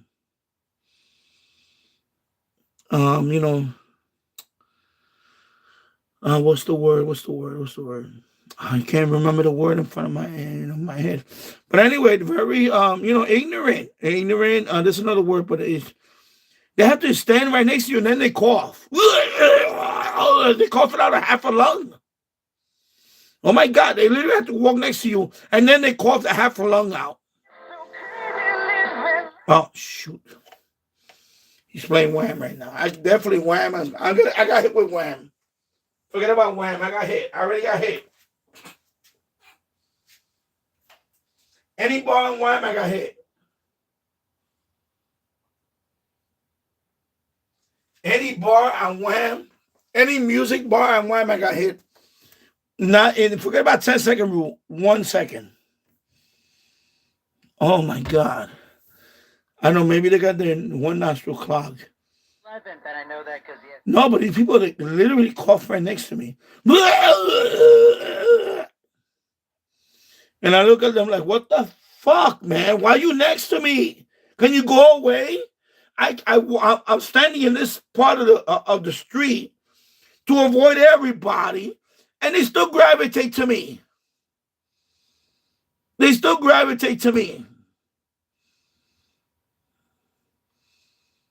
RT08. My last plane ride was like that. Everyone was around me was coughing. Oh my God. Oh, that you wasn't in a tube. You was in a virus tube. Everybody hocking and coughing and spreading all the germs in the tube. Cigar-shaped tube. Oh my God. Ugh. Petri dish. I figured I'd throw this out while we're talking about earthing. Conan O'Brien, this is from page 6 in the New York Post. All right, let me shut up. Conan O'Brien says that comics who give in to their rage about President Donald Trump have, quote, lost their best tool to fight against him. I agree. The late night legend, 62. Is he a late night legend? I think he's a late night stalwart. Oh, he's not a legend. Carson's a late night legend. Letterman is a late night legend who went from funny to leftist curmudgeon. So disappointed in what David Letterman became. It's so brutal to end up loathing your former hero, Anyway, so he was at Oxford University earlier last week, and he said, some comics go the route of, I'm just going to say F Trump all the time. Or that's their comedy. Their comedy is F Trump all the time. And he says, now, a little bit, you're being co-opted. He explained, I think now you've put down your best weapon, which is being funny, and you've exchanged it for anger. He added, quote, that person or any person like that will say, well, things are too serious now. I don't need to be funny. And Conan says, I think, well, if you're a comedian, you always need to be funny. You just have to find a way. And I agree. If your thing is being funny, right, and you host a comedy late night talk show, or if you are a stand-up doing a stand-up set, well, I think really actually this really is pretty much the late night talk show hosts. The Kimmels and the Colberts and all of them.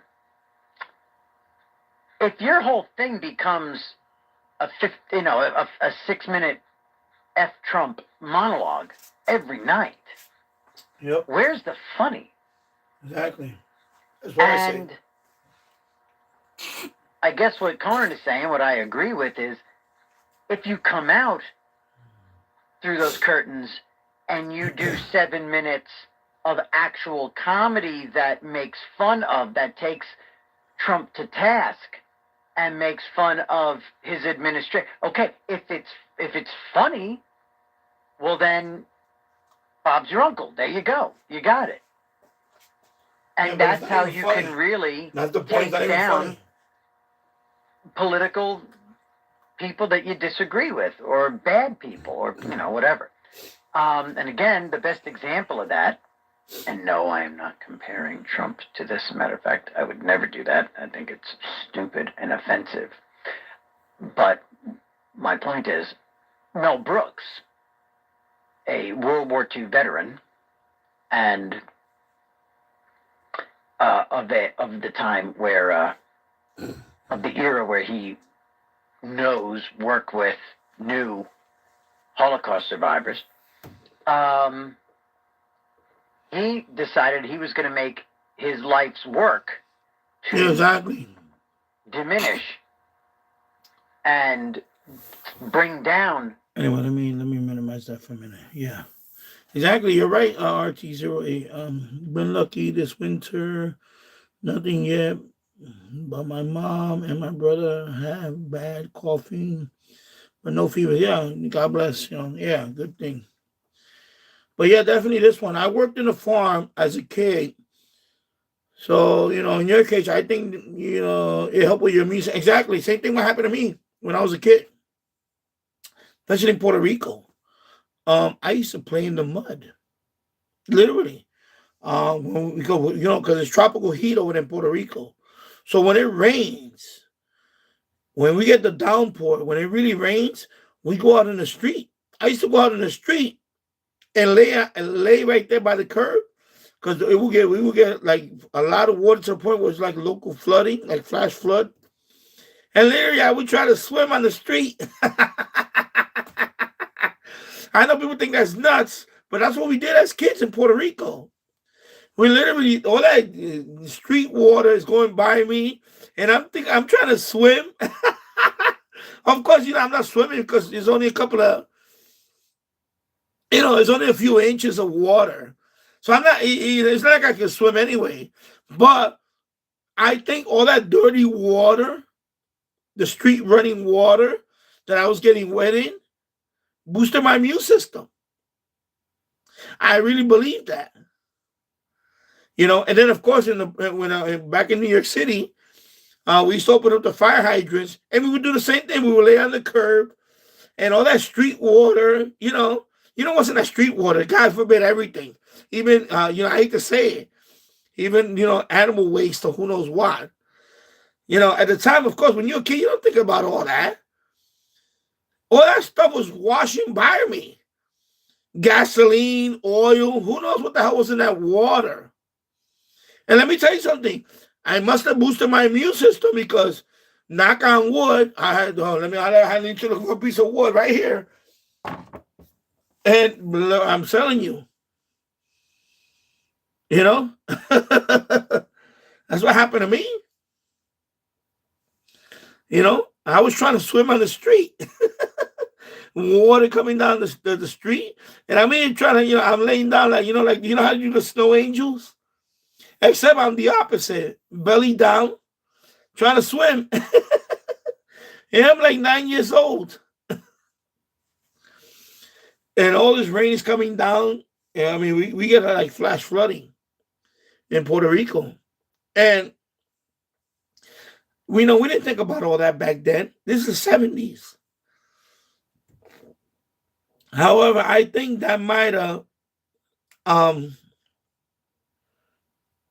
helped my immune system, because I never really got, like, I can remember the times I had the flu, 1 or 2 days. That was it. 1 or 2 days. In all my history, 1 or 2 days. Even COVID, when I had COVID, the most I had COVID was about 3 or 4 days. And then I got better. So, yeah. Yeah, exactly. I don't see kids outside. Exactly. So that's what happened to me. I was outside. I will get a fire hydrant. I will get wet in the fire hydrant, swimming in that street water. Or when we had downpours, I would be out there, playing in the street. And I would lay on the curb and all that running water be running down my feet and all that. So, yeah, exactly. And I think, you're onto something. I believe that, too. The street actually helped me out with my immune system. Healthcare funding. New York Attorney General Letitia James says the freeze is retaliatory. Is unlawful funding? Good morning, Mary Dix. I hope you're doing well, my friend. And thank you for stopping by. A federal judge has temporarily blocked the order from the Trump administration cutting. But yeah, definitely, I believe that. I really believe that. I tell my wife all the time about that. I really believe when I was playing in the streets as a kid, especially when I was trying to swim in the street because of the rainwater, I really believe that helped me with my immune system. It was the water wasn't clean, but it definitely helped me out. Stop work on offshore wind with my immunity. I really believe that. Minnesota Governor Jesse Ventura calling out. And of course, walking in the mud. Chickens out there in the mud, all that stuff, chicken manure in the mud. I'm walking barefoot out there and all this stuff, duck manure, who knows what else was out there in Puerto Rico. I'm walking in the mud barefoot and all that stuff is going in my feet.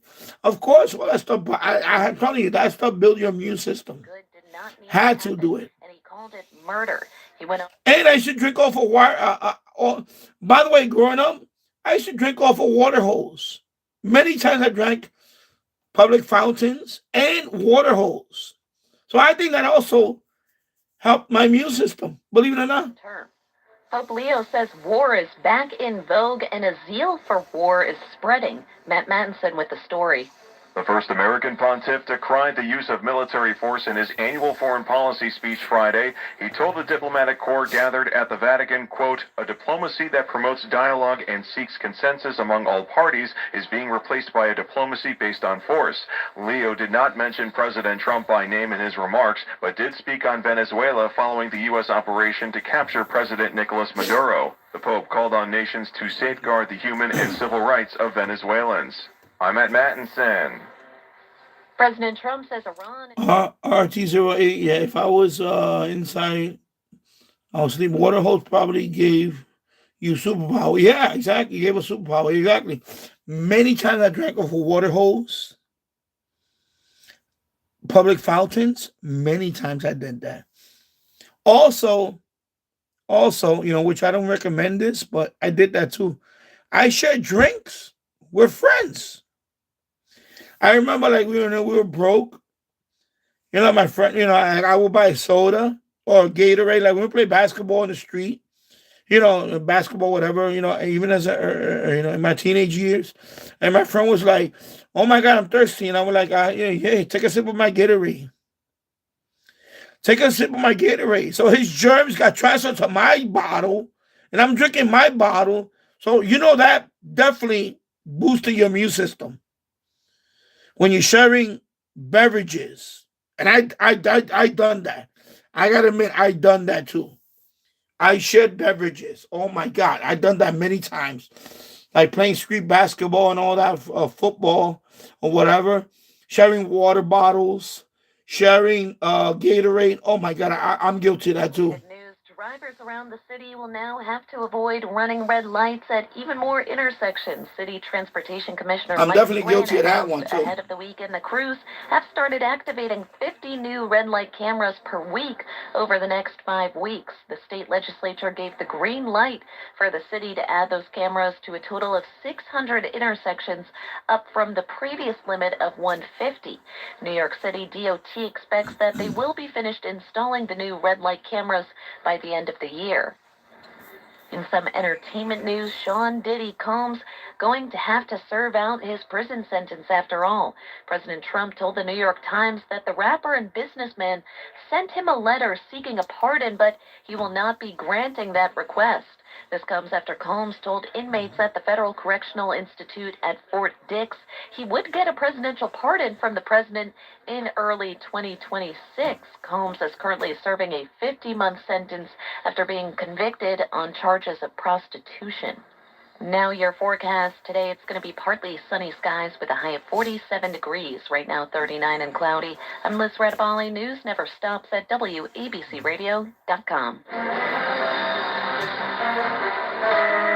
This is 77 WABC. James Farley said, I did all the above when I was a kid. Yeah, I'm telling you. Also, one more thing that I did is growing up in the Bronx, I lived in the basement all my life. In the Bronx. I'm talking about when we had the house. You know, most of my life, I lived in the basement. So if there was any trace of mold, I'm immune to the allergy of mold. Because some people get really allergic by mold, but me, I never had that issue in the basement.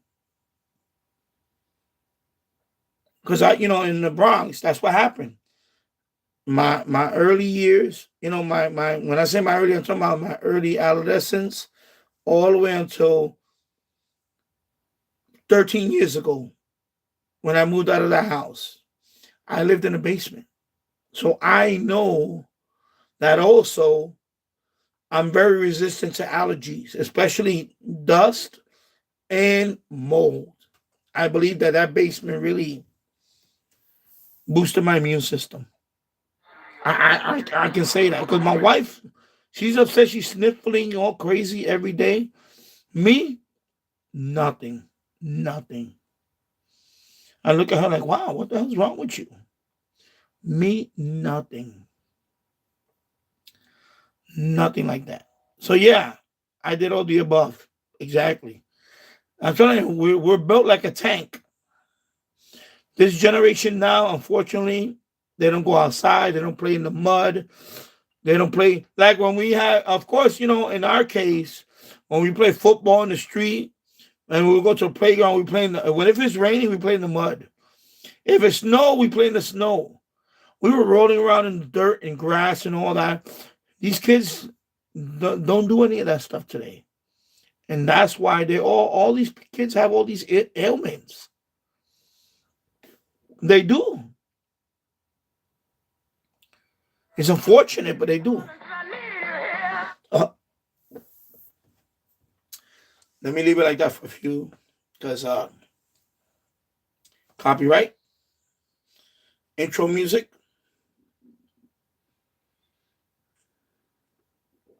But yeah, definitely drinking out of a garden hose or water hose. Public fountains, I've done that many, many times. Public fountains all over.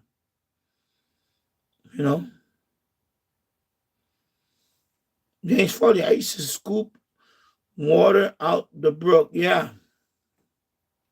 Also, when I was in Puerto Rico, because we didn't have, water like, we had our water, because we couldn't pay the water bill. We had our water cut off for a few months. We actually used to have rainwater. We would collect rainwater from the gutters. So we put a filter, like a mesh or whatever, and we would collect rainwater, and we would use that water for, like washing your hands and things like that. So all that rainwater, believe it or not, also immune system booster. Believe it or not. Still music. Jeez, with the music.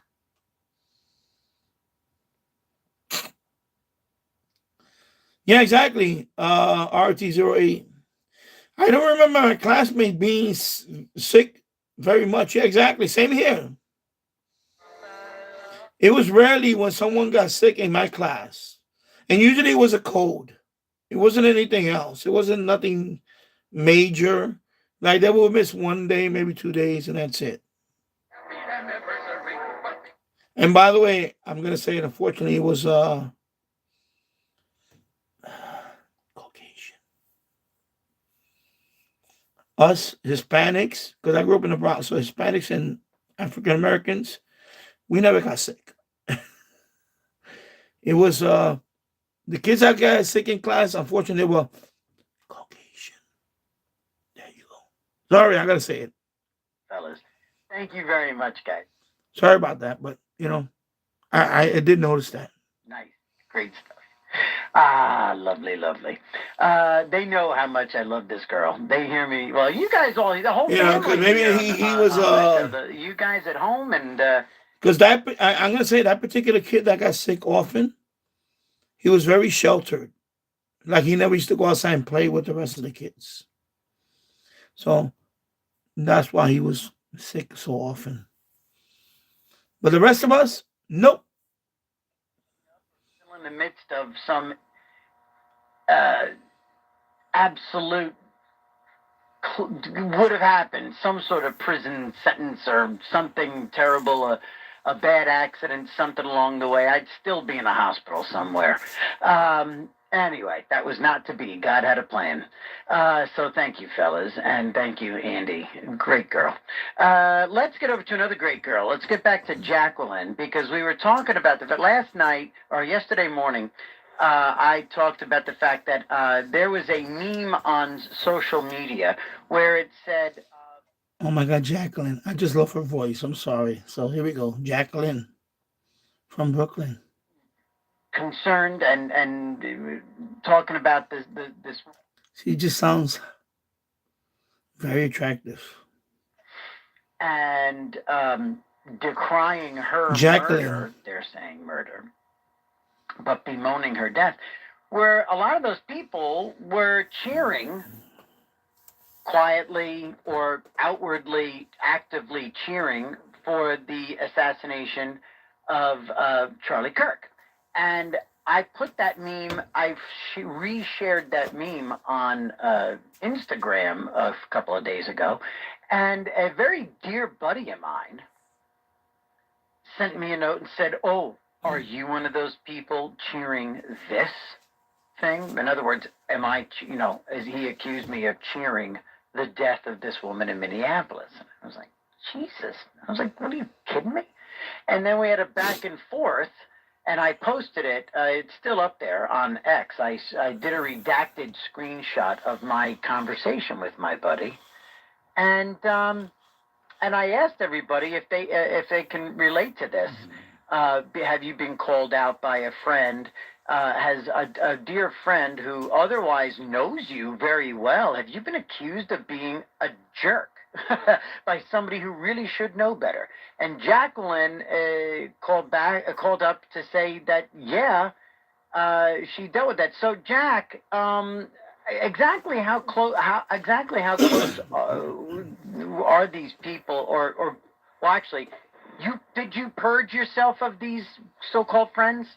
I did, and we had become very good friends very quickly, in one case with one of them over the past 3 years, and the other friend over the past 5 years. I mean, we spent holidays together, we spent birthdays together. Really?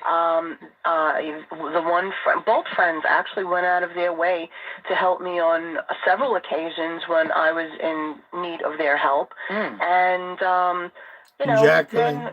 then to have this situation occur with them, and I never thought that I would be one of those people that would be in a situation over something political, like this Trump derangement syndrome. And I never thought I would be the person to, separate myself from the situation and from the company of these other people, whether they be family members or friends. Right. And here I was, and I said, I spent hours with both. No, it's not a police activity channel. Chicken potato pizza. A very deep dive. Talk radio. To the so-called polls with regard to this mayoral election. Right. And the information wasn't easy to find. You really had to dig and dig and dig. Yeah. And I literally spent hours on the phone with them explaining to them because they were being swayed by these inaccurate polls. Right. And I said, you're both far more intelligent than that. By the way, I like your name. Let me explain to you what I show. Cool name. I love the name. Chicken potato pizza. Nice. And their own decision. I love the name. Great name. That around on me. Yeah. And try to convince me that I was wrong and there was something wrong with my thinking, and then for one of them to go to the extreme of putting me in a category of what they labeled cult followers of Curtis's because of our support for him. Right.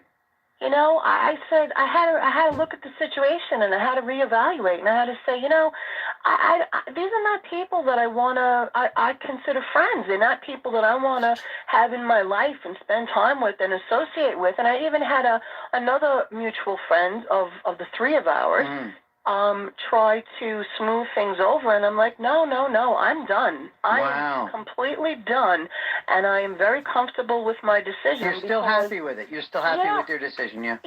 Yeah, and I felt if I'm not, you know, what is a friendship if I'm not going to be respected by these so-called friends? Right. And what is their friendship worth? Thank you. Yeah, that's it. Love you too, bro. Now this guy Thank you. Appreciate that. Appreciate the love. I'm not ready to do that. I am ready to sort of, and I guess it's sort of, or it's organically sort of everything's on hold. Like, you know, we would normally, you know, once, twice, 3 times a year get together and have dinner with the wives and like another couple, you know, it'd be like 6 of us at dinner, that kind of thing. That all seems to be certainly on hold for the moment. I don't know if I'm ready to purge this dude. He's been a very good friend for a very long time. We know each other sort of passively going all the way back to high school. So there's like and a lot of mutual friends and all that. So I don't know if I'm ready to, I know. Yeah, exactly. Unit for police bands. Purge, but I've definitely put this relationship in suspended animation. Now, here's the wrinkle too, Jack. And I'll put this out to everybody. Here's the I just love Jacqueline's voice. Every time she calls the show, she has anyway, the imagination goes bonkers. I'll leave it at that. Now this is me guessing because he's never said anything to me. But it'll be 2 years this spring.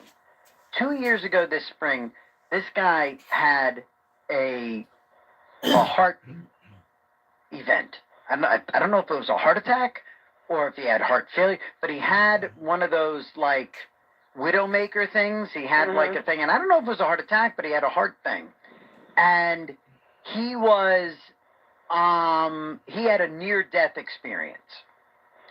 And I never did. Now, I was in touch and I was contacting, but I had selfishly sort of an adverse, sort of a panicky kind of thing where I kind of stayed away. I didn't want to intrude. And I didn't think he was having visitors, and initially I wanted to go see him, but his wife said, we're not taking any visitors right now, which I think is kind of standard.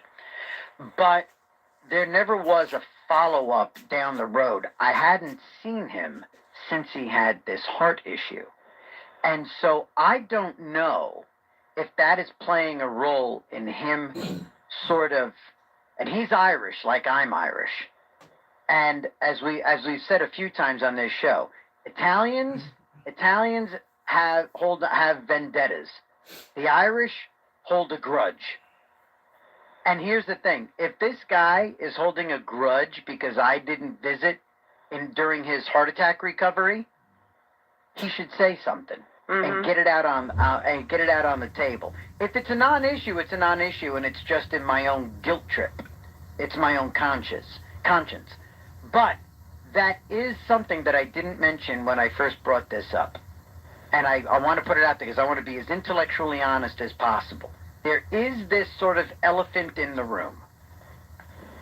So I don't know. I don't know if he's got something on me that has nothing to do with politics. Well, but it's like any relationship, whether it's platonic or romantic, communication is the key. Yes. And I'm not saying that you should purge your friendship with this person, right? But you know, that was a pretty underhanded thing for him to say, in my opinion. Yeah, asking if I'm cheering for this woman being shot. I mean, that, you know, Meanwhile, it's Democrats that are actually cheering it because Jacqueline. Democrats who they needed a body and they got one. Yeah, and I just wanted to add one thing with Tony and Bill. That was absolutely adorable. Wasn't that sweet?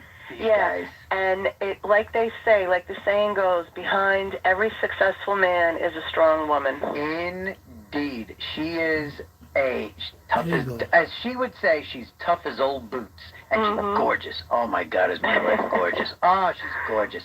Jacqueline, thank you so much. I'm glad you stuck around. I wanted to make sure I gave you as much time as possible. Thank you, thank you, thank you. You always make the show for me. Thank you, thank you for calling. Thank you, Jacqueline. All right, it is 19 minutes past the hour, Jacqueline. And let's talk to. I'm trying to see this. Calm down. Let's talk to Eddie in Babylon. Eddie, good morning. Here you go. Let my fire EMS frequency has stayed analog in my area. Cool. You're in a good over here. EMS is analog. Fire in Yonkers, no. You know, we're all on a ship. In Yonkers, no. Yonkers is digital now. Yes. You never want someone to get into your life raft and have a screwdriver in their back pocket. No. You know. Yeah, well.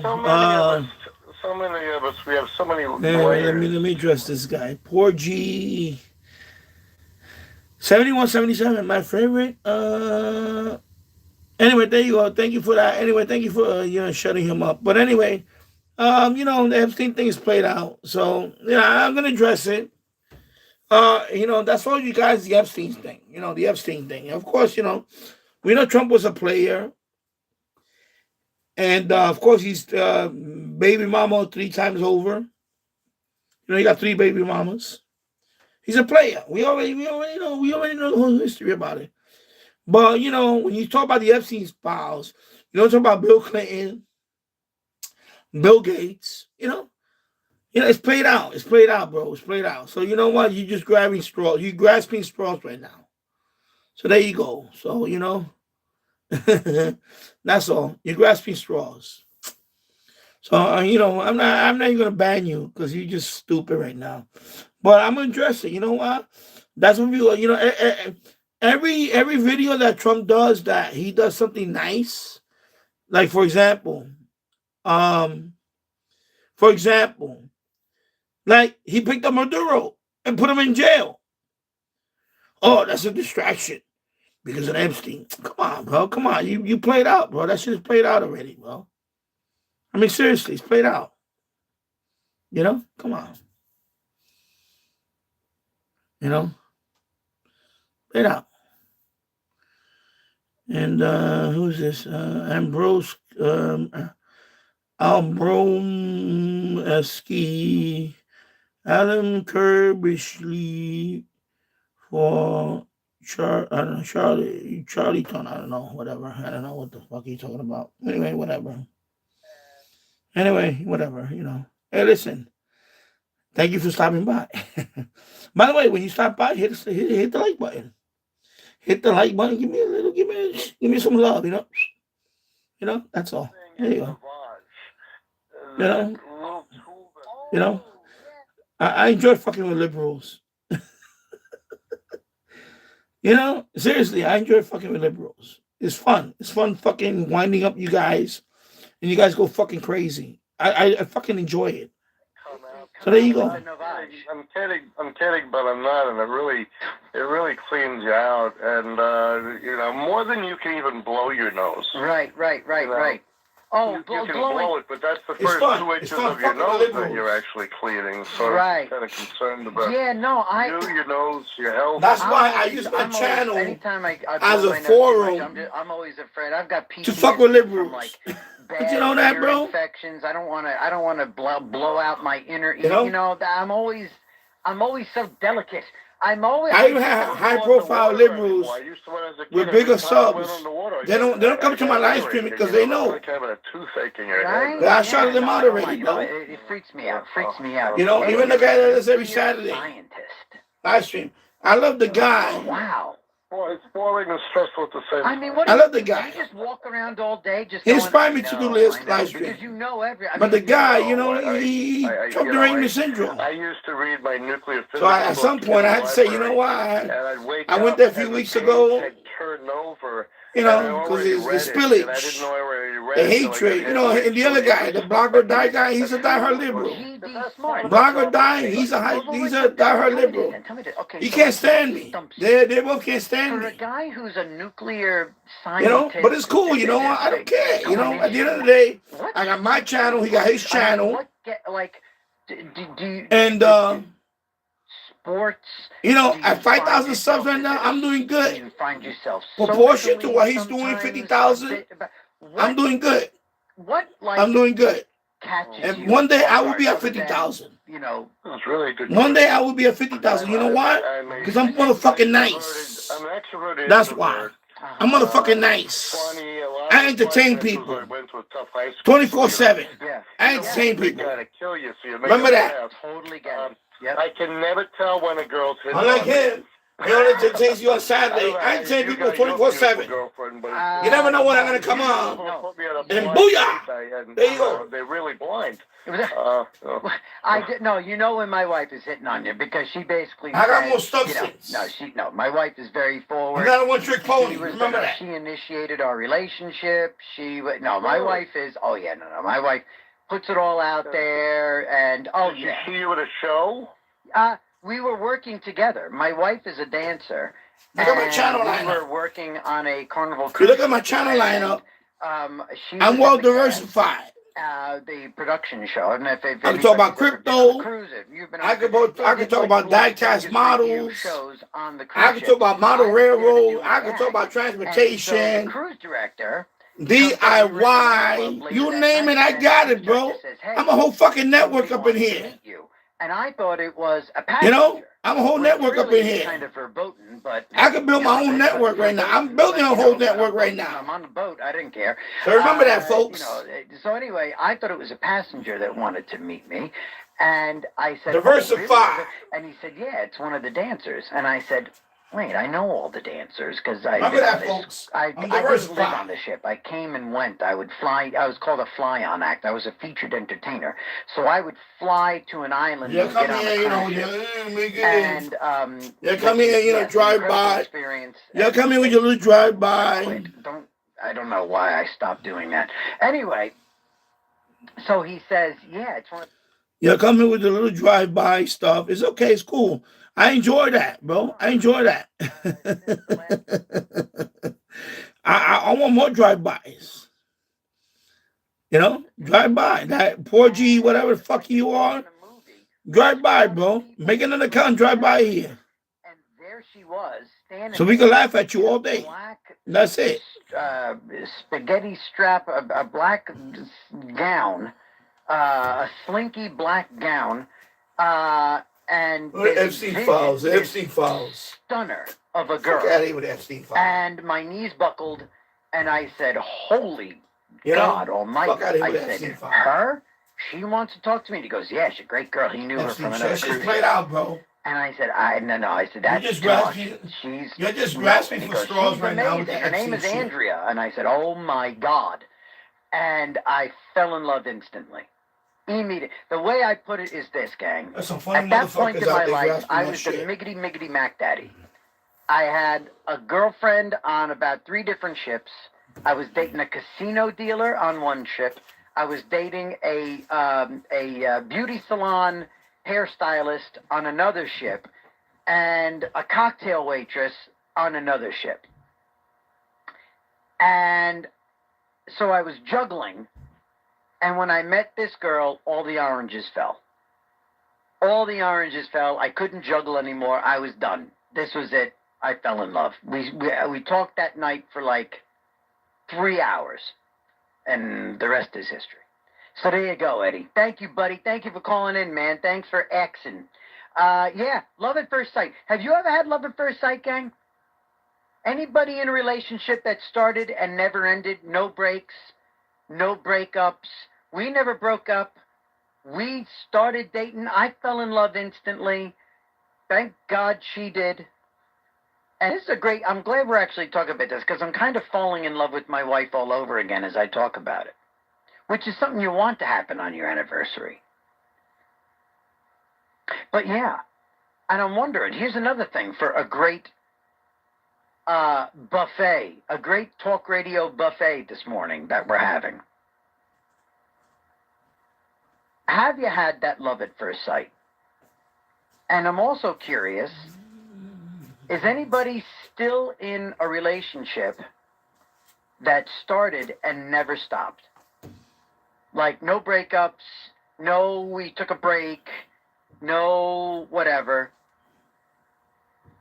Tell me about your... Yeah, RT08. Because of vertical live stream, you're going to get a lot of drive-bys here. Because this goes on the shorts. So when people scroll, they're going to run to this live stream. So you're going to have a lot of drive-bys here. So a lot of them, you know what? They're just going to post stuff because they want to get, their 2 minutes of fame, whatever the fuck it is. And that's fine.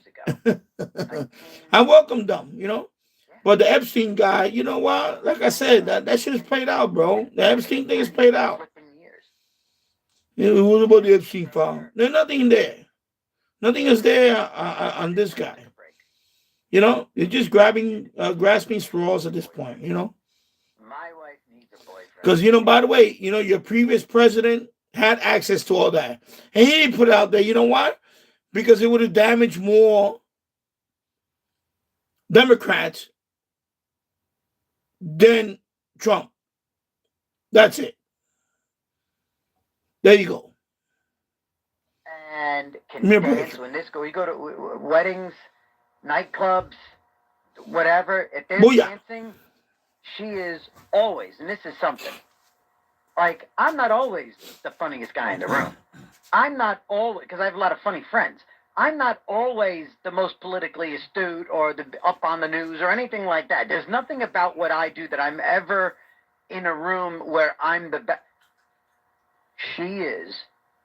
Anywhere she goes, and this is saying something, always the very best dancer, which I'm telling you. Right now, the latest crime for the Democrats, is what? Take a guess. Renee Good. Oh my gosh, she's a mother. So what? She's a fucking mother. So what? She's a mother. She happens to be an irresponsible mother because, you dropped your kid off from school instead of you going like a typical mother. Let me break it down to you real quick. Fucking Epstein guy. Renee Good. A typical mother will drop off her kid from school like she did. She dropped off the kid from school and go back home if she's not working, or go grocery shopping. Or if she had a job, like most of the people in Minnesota that are leeching off the system, they don't have a job. But what she does instead, let me pull over here and agitate ICE agents. That's what she did. She made that choice. I'm going to go agitate ICE agents. I'm going to film it so I can go on Instagram or on TikTok, whatever. I want to be like, I want to get all the likes because I stood up to ICE. Because she's so full of Trump derangement syndrome. I got to stop these ICE agents. Oh, my God. Let me impede the traffic. Because, by the way, ICE was stuck in that street. They were stuck in that street because of snow. So they were just trying to move the vehicle. But a crowd gathered around them, and she was the one with the vehicle. She said, I got a crowd around me. They're gonna film me. Let me block the street. Let me get some high profile videos." And she did. She blocked the street, and then what happened? They told her, "Move your fucking car." Move your car. And then one more time, move your car. And when you move, instead of saying moving her car, she hit the gas and went forward. And he had a shooter. That's it. You got shot. Now you're dead. So not only you're responsible, you're fucking dead. There you go. You're dead.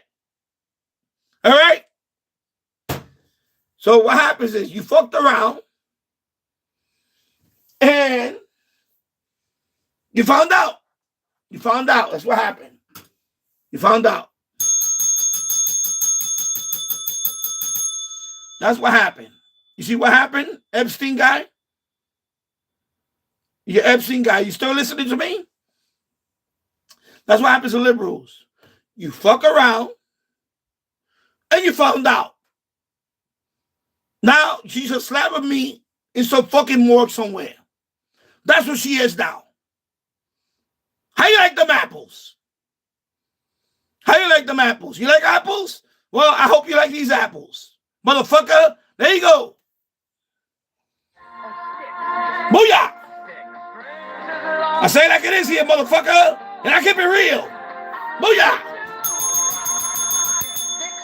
Come sail away. Is that come sail away? So there goes your Epstein right there. Sounds like the same lead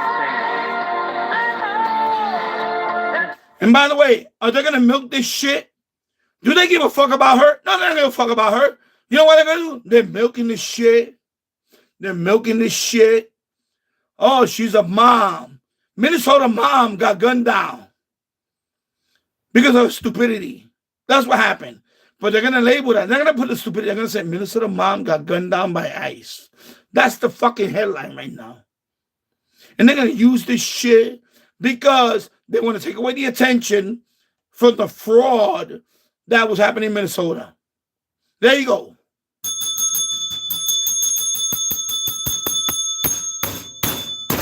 There you go. I speak the truth here, motherfucker.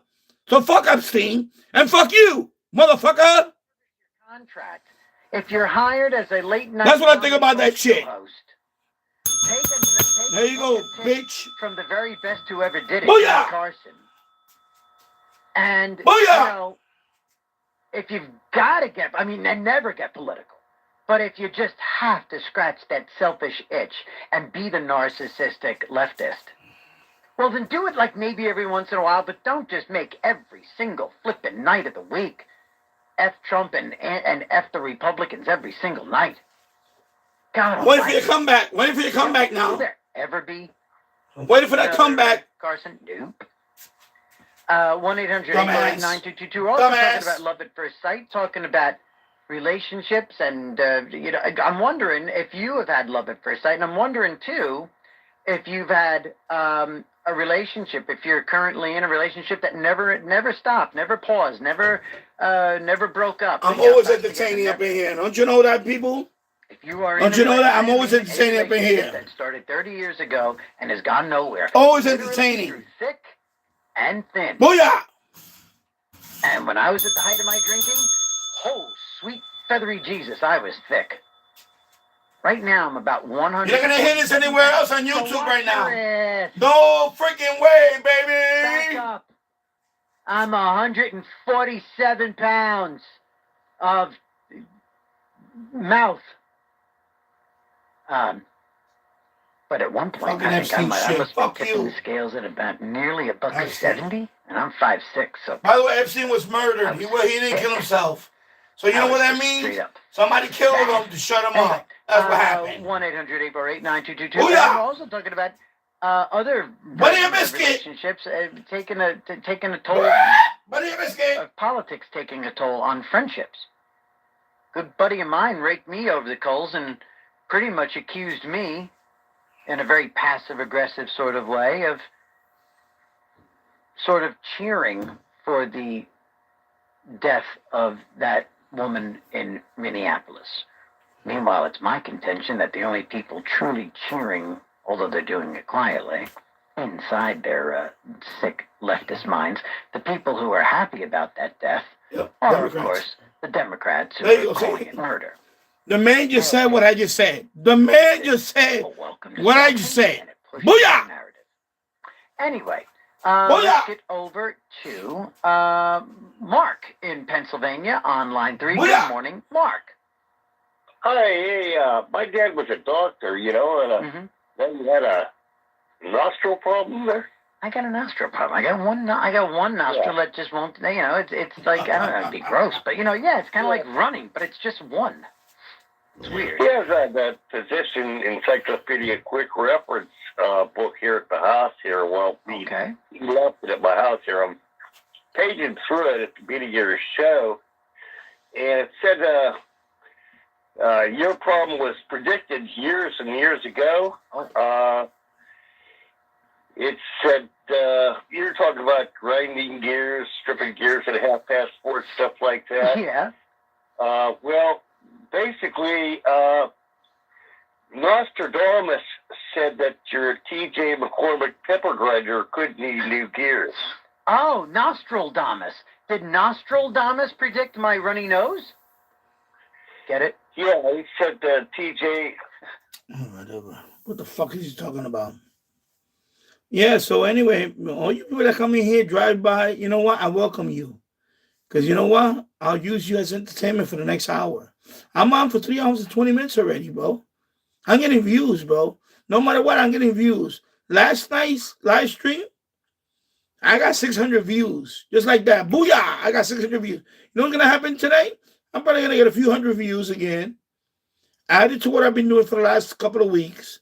I'm going to be over 2,000 and change in views. And by the way, this video gets a highlight video on the shorts. So that's another few hundred views. So I welcome you. Come on here and give me your little Epstein bullshit. There you go, bro. I can go to bed and let this shit roll until the camera dies. Until the battery of the camera dies.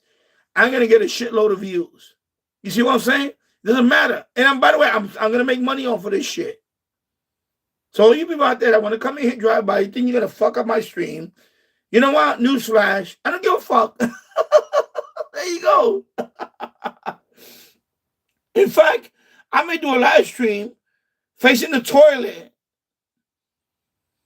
next time and just leave it in front of the toilet for 6 hours. And I bet you'll get more views than this live stream right here. Because YouTube doesn't matter. They don't care. The algorithm is a fucking joke anyway. So, it doesn't matter. I can put it in front of the toilet and then people comment about the toilet. And before you know, I have 50 people commenting on the toilet. Oh my God, your toilet. Oh my God, you got rings around your toilet. Oh my God, you got a shit stain right there. Oh my God. Hey, bro, it's all about, like when you go on the highway and you ever see a little crash on the side or somebody get pulled over, the drive-by shit. What do they call that? Rubbernecking? That's what this is, bro. This is rubbernecking. That's all this shit is. So when people come out here, you're rubbernecking. There you go, bro. But you're adding up to the views. So thank you. Yeah, I'm married 44 years. So thank you, rubberneckers. My wife for 6 years before that. Wow. And I got this shit figured out, bro. Don't get it twisted, bro. I started with Carry Live when I was actually 19. I didn't know about the comment. From 19 to be honest, I dated over 6 people can rubberneck here all fucking day. I can leave this shit on so the camera goes dead. And I may do that, bro. I may go to bed over there in a couple of hours. I'll do this shit running. And my wife, Booyah! is now Renee. A guy was bothering her. Now, it's all about the views, all about the clicks. But I says, I'm going to use a little bit of stress. Yeah. So I walked over and I said, hey, Cousin Barbara. I leaned over, I gave a kiss on the cheek. I go, who's your friend with the foul mouth? Yeah. So he got up and he went to the back of the bus and I sat down. Yeah. And I gave her my phone number. She gave me her phone number. I called her the next Friday night. I says, would you like to come out with me on a date? And copyright that. She says, but I have a date, but I have to break it. So I'll break it. Copyright notice. We've been together ever since, and we've never broken up. Oh, yo, copyright notice. Here we go.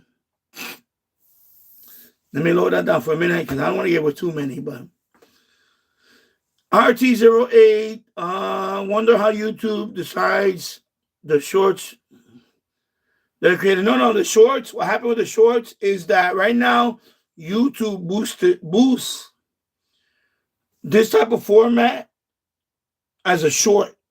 So right now my live stream is in the shorts algorithm. So when people are scrolling on their shorts, my live stream comes up.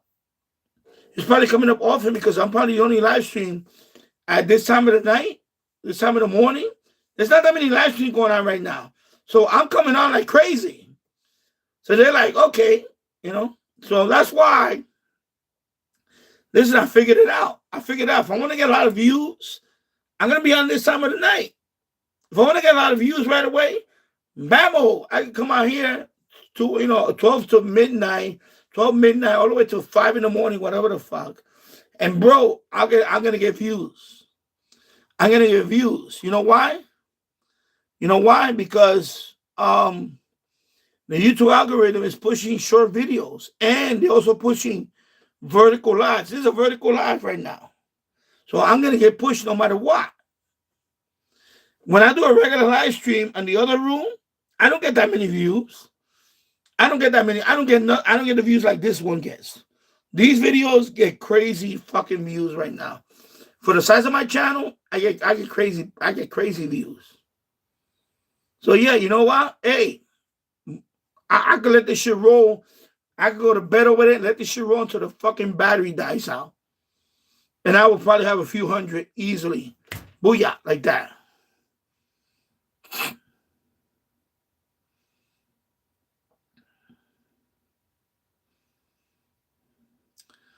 James Farley. Kudos to you have ate Aldine yourself tonight. Booyah. Yeah, Aldine. Yeah. Yeah, Booyah. Exactly. I love Booyah. I remember that from, what's the name? Kramer from CNBC. Kramer. He says Booyah. He says Booyah. What's the worst word that anybody could say to you? No? I haven't seen ads tonight. Yeah, so that means, you know what? When I do the vertical stream, I don't get ads. So I think, but because they say that you're not supposed to get ads during the vertical stream. Of course, that's going to change later. That's going to change later on. So, and a couple of anyway, there you go. Well, your songs. So right now, I'm 3 hours and 35 minutes into the stream. I'm going to let it roll. I'm going to let it roll, baby. If I fall asleep in the other room, I'm going to let it roll until the battery dies. It's going to happen tonight. I'm going to let this shit roll until the battery dies out. Because I'm trying to boost my thing up right now. So you know what? Booyah. Talking about a whole lot of fun, interesting stuff. It's a smorgasbord. I might let it roll. Buffet. I haven't decided, but I might let it roll. I might let it roll till the battery dies. Take a little bit there, but leave room for more because you want to be able to come back. He said experiment. I got to experiment with different things, Please don't put. I got to try different things. Please don't put your conversation on the same dirty plate. It's not hygienic. All right, 1-800-848-9222. Real true love. Tell me about about love at first sight. Have you experienced love at first sight? Are you still in a relationship that started and has never ended? No breaks, no breakups, no pausing. Yeah, I had that happen a few times, by the way. Love at first sight, yeah. Of course, they're all my exes.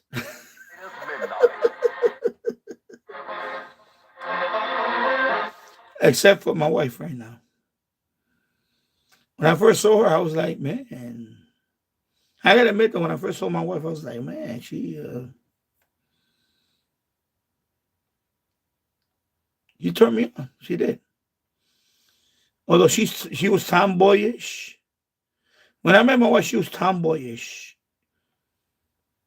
And I don't know, that turned me on. I don't know why.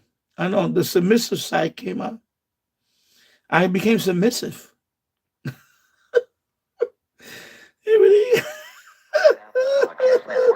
I'm going to get in trouble for that one. I became submissive.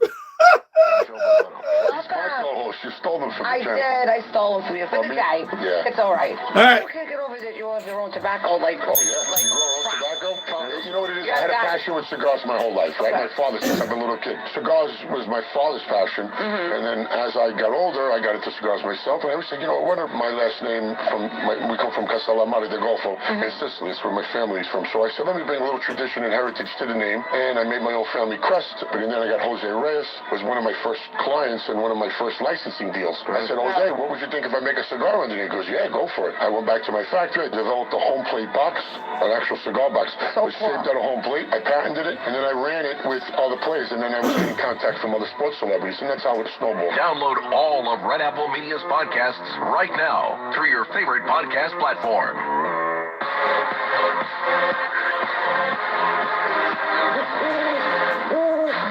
It's Another Side of Midnight. Political humorist TJ McCormick. Now, to the Bernard McGurk Studios, here's TJ McCormick.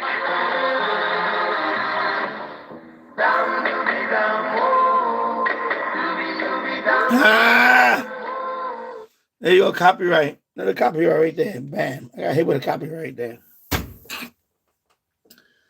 Ah, Jesus. Yeah, he plays a lot of bumpy music. Yeah,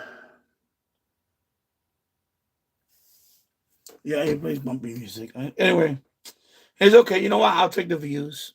I'm not going to get monetized on this channel. It's okay. On this video, excuse me. Oh, my God. He's still playing the video. Still playing the music. I'm trying to minimize as much as I can. I'm sorry, folks. It's just YouTube really goes crazy over music. Oh, my God. Still going on. Oh, my God.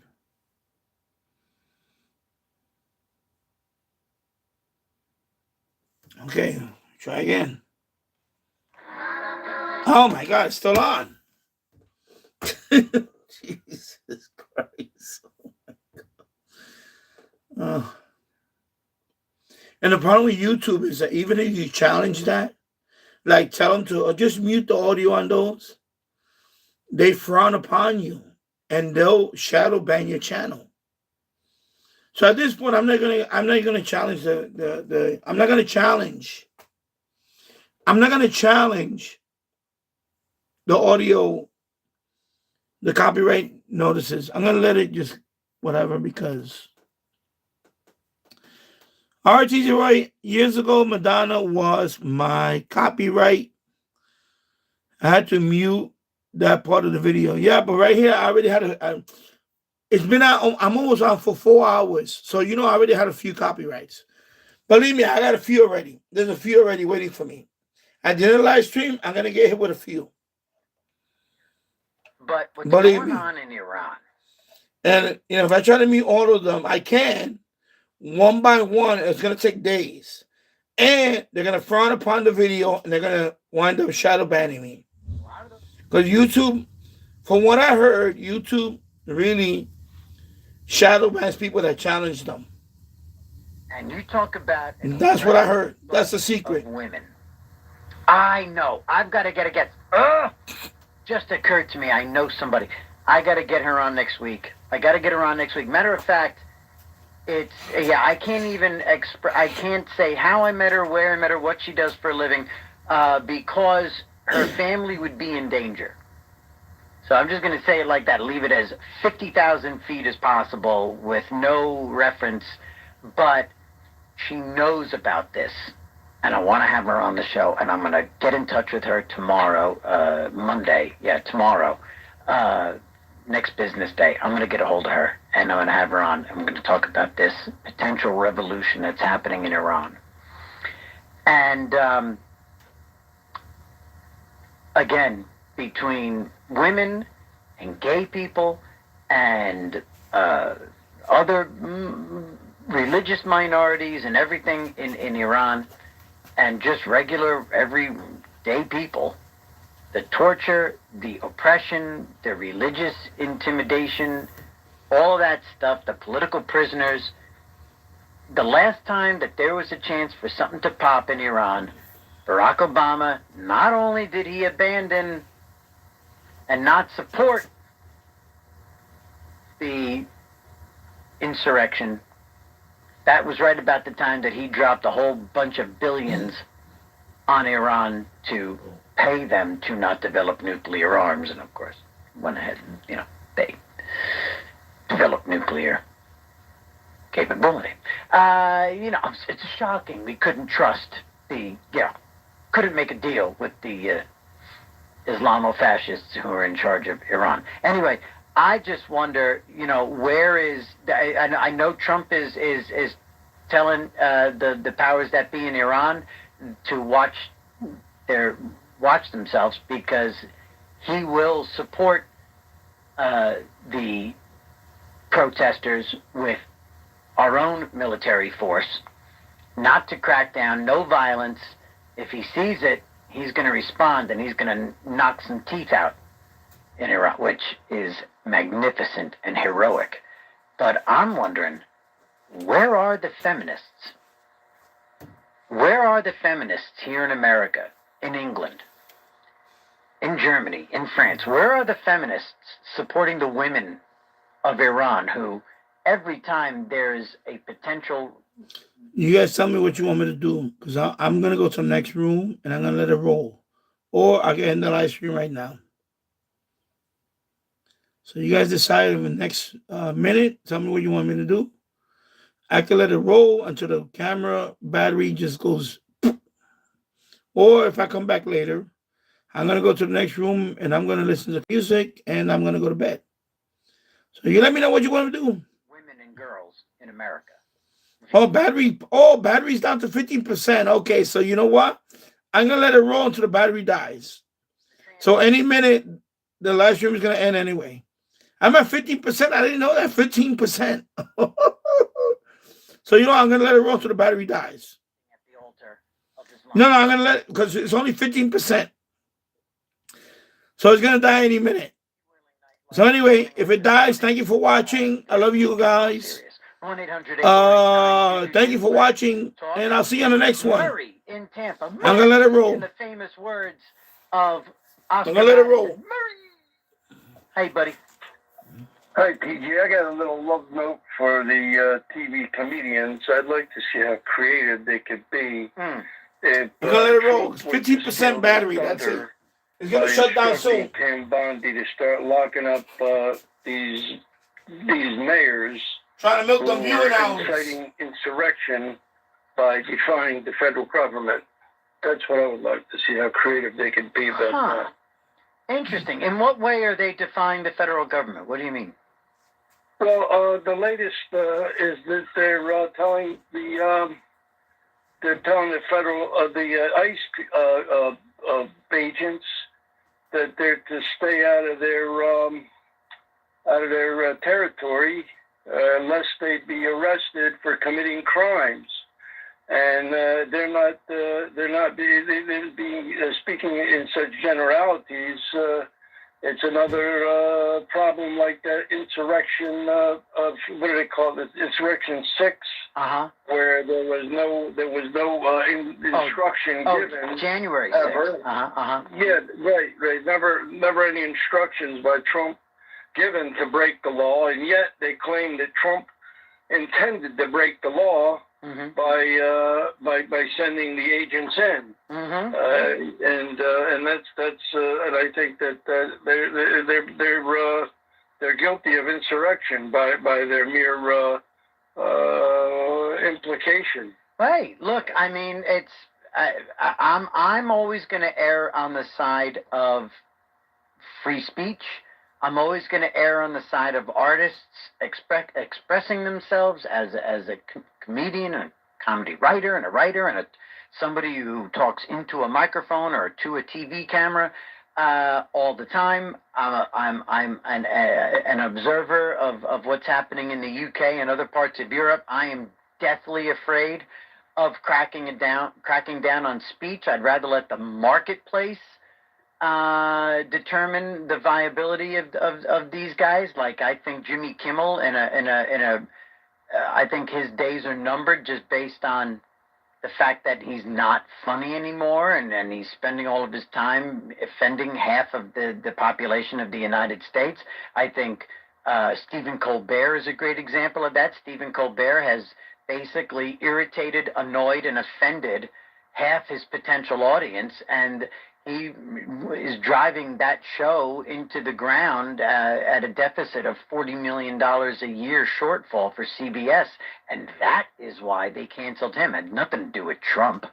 telling anybody what to do, right, or the FCC or anything like that. It was CBS making a business decision. Murray, thank you so much, pal. Top of the hour, going into hour 3. When we come back, our phones are currently populated by Margot, Robert, Jacqueline, and Chris. We're going to talk to all y'all and you. 1-800-848-9222. It's Another Side of Midnight with TJ McCormick on the Red Apple Audio Network. This is New York's talk leader, the crown jewel of talk radio. WABC New York, WRCR Haverstraw, and 107.1 WLIR Hampton Bays. News first at 59 past the hour. 77 WABC News starts now. 77 WABC News, 39 and cloudy skies on this Sunday, January 11th. Good morning, I'm Liz Radabali. Minnesota officials are calling for an independent investigation into the deadly shooting of a woman by an ICE agent in Minneapolis. Local County Attorney Mary Moriarty and Minnesota Attorney General Keith Ellison announced they will pursue the probe with the help of the Minnesota Bureau of Criminal Apprehension. I cannot overstate the importance of a local investigation, or at least access to the federal investigation by the BCA. The announcement comes a day after the FBI took over the investigation, removing Minnesota authorities from it.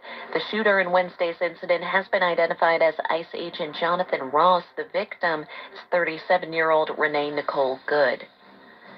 President Donald Trump and U.S. oil executives met at the White House on Friday discussing the next steps involving Venezuela's oil infrastructure.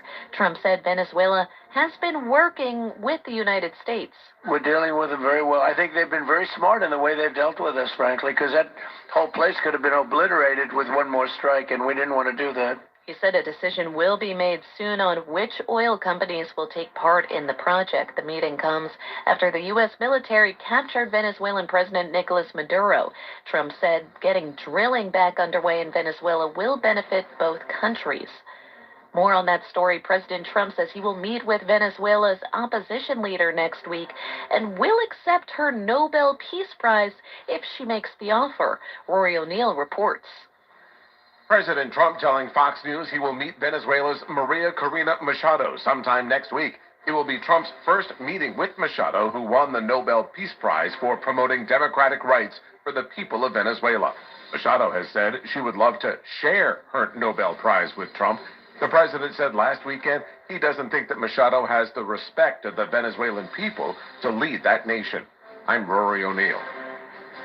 And some local news, universal child care for children under 5 years old is expanding across the state, including for 2-year-olds in New York City. On average, New Yorkers typically pay thousands of dollars a year for child care. I pay around $550 for after school a month, because the school finishes early. I'm not able to pick her up. I finish my work at 5. It's astronomical. It's painful. I mean, it's hard. If you don't have time, you don't have money. If you don't have money, you don't have time. The city will start rolling out a child care program for 2-year-olds dubbed 2Care next school year.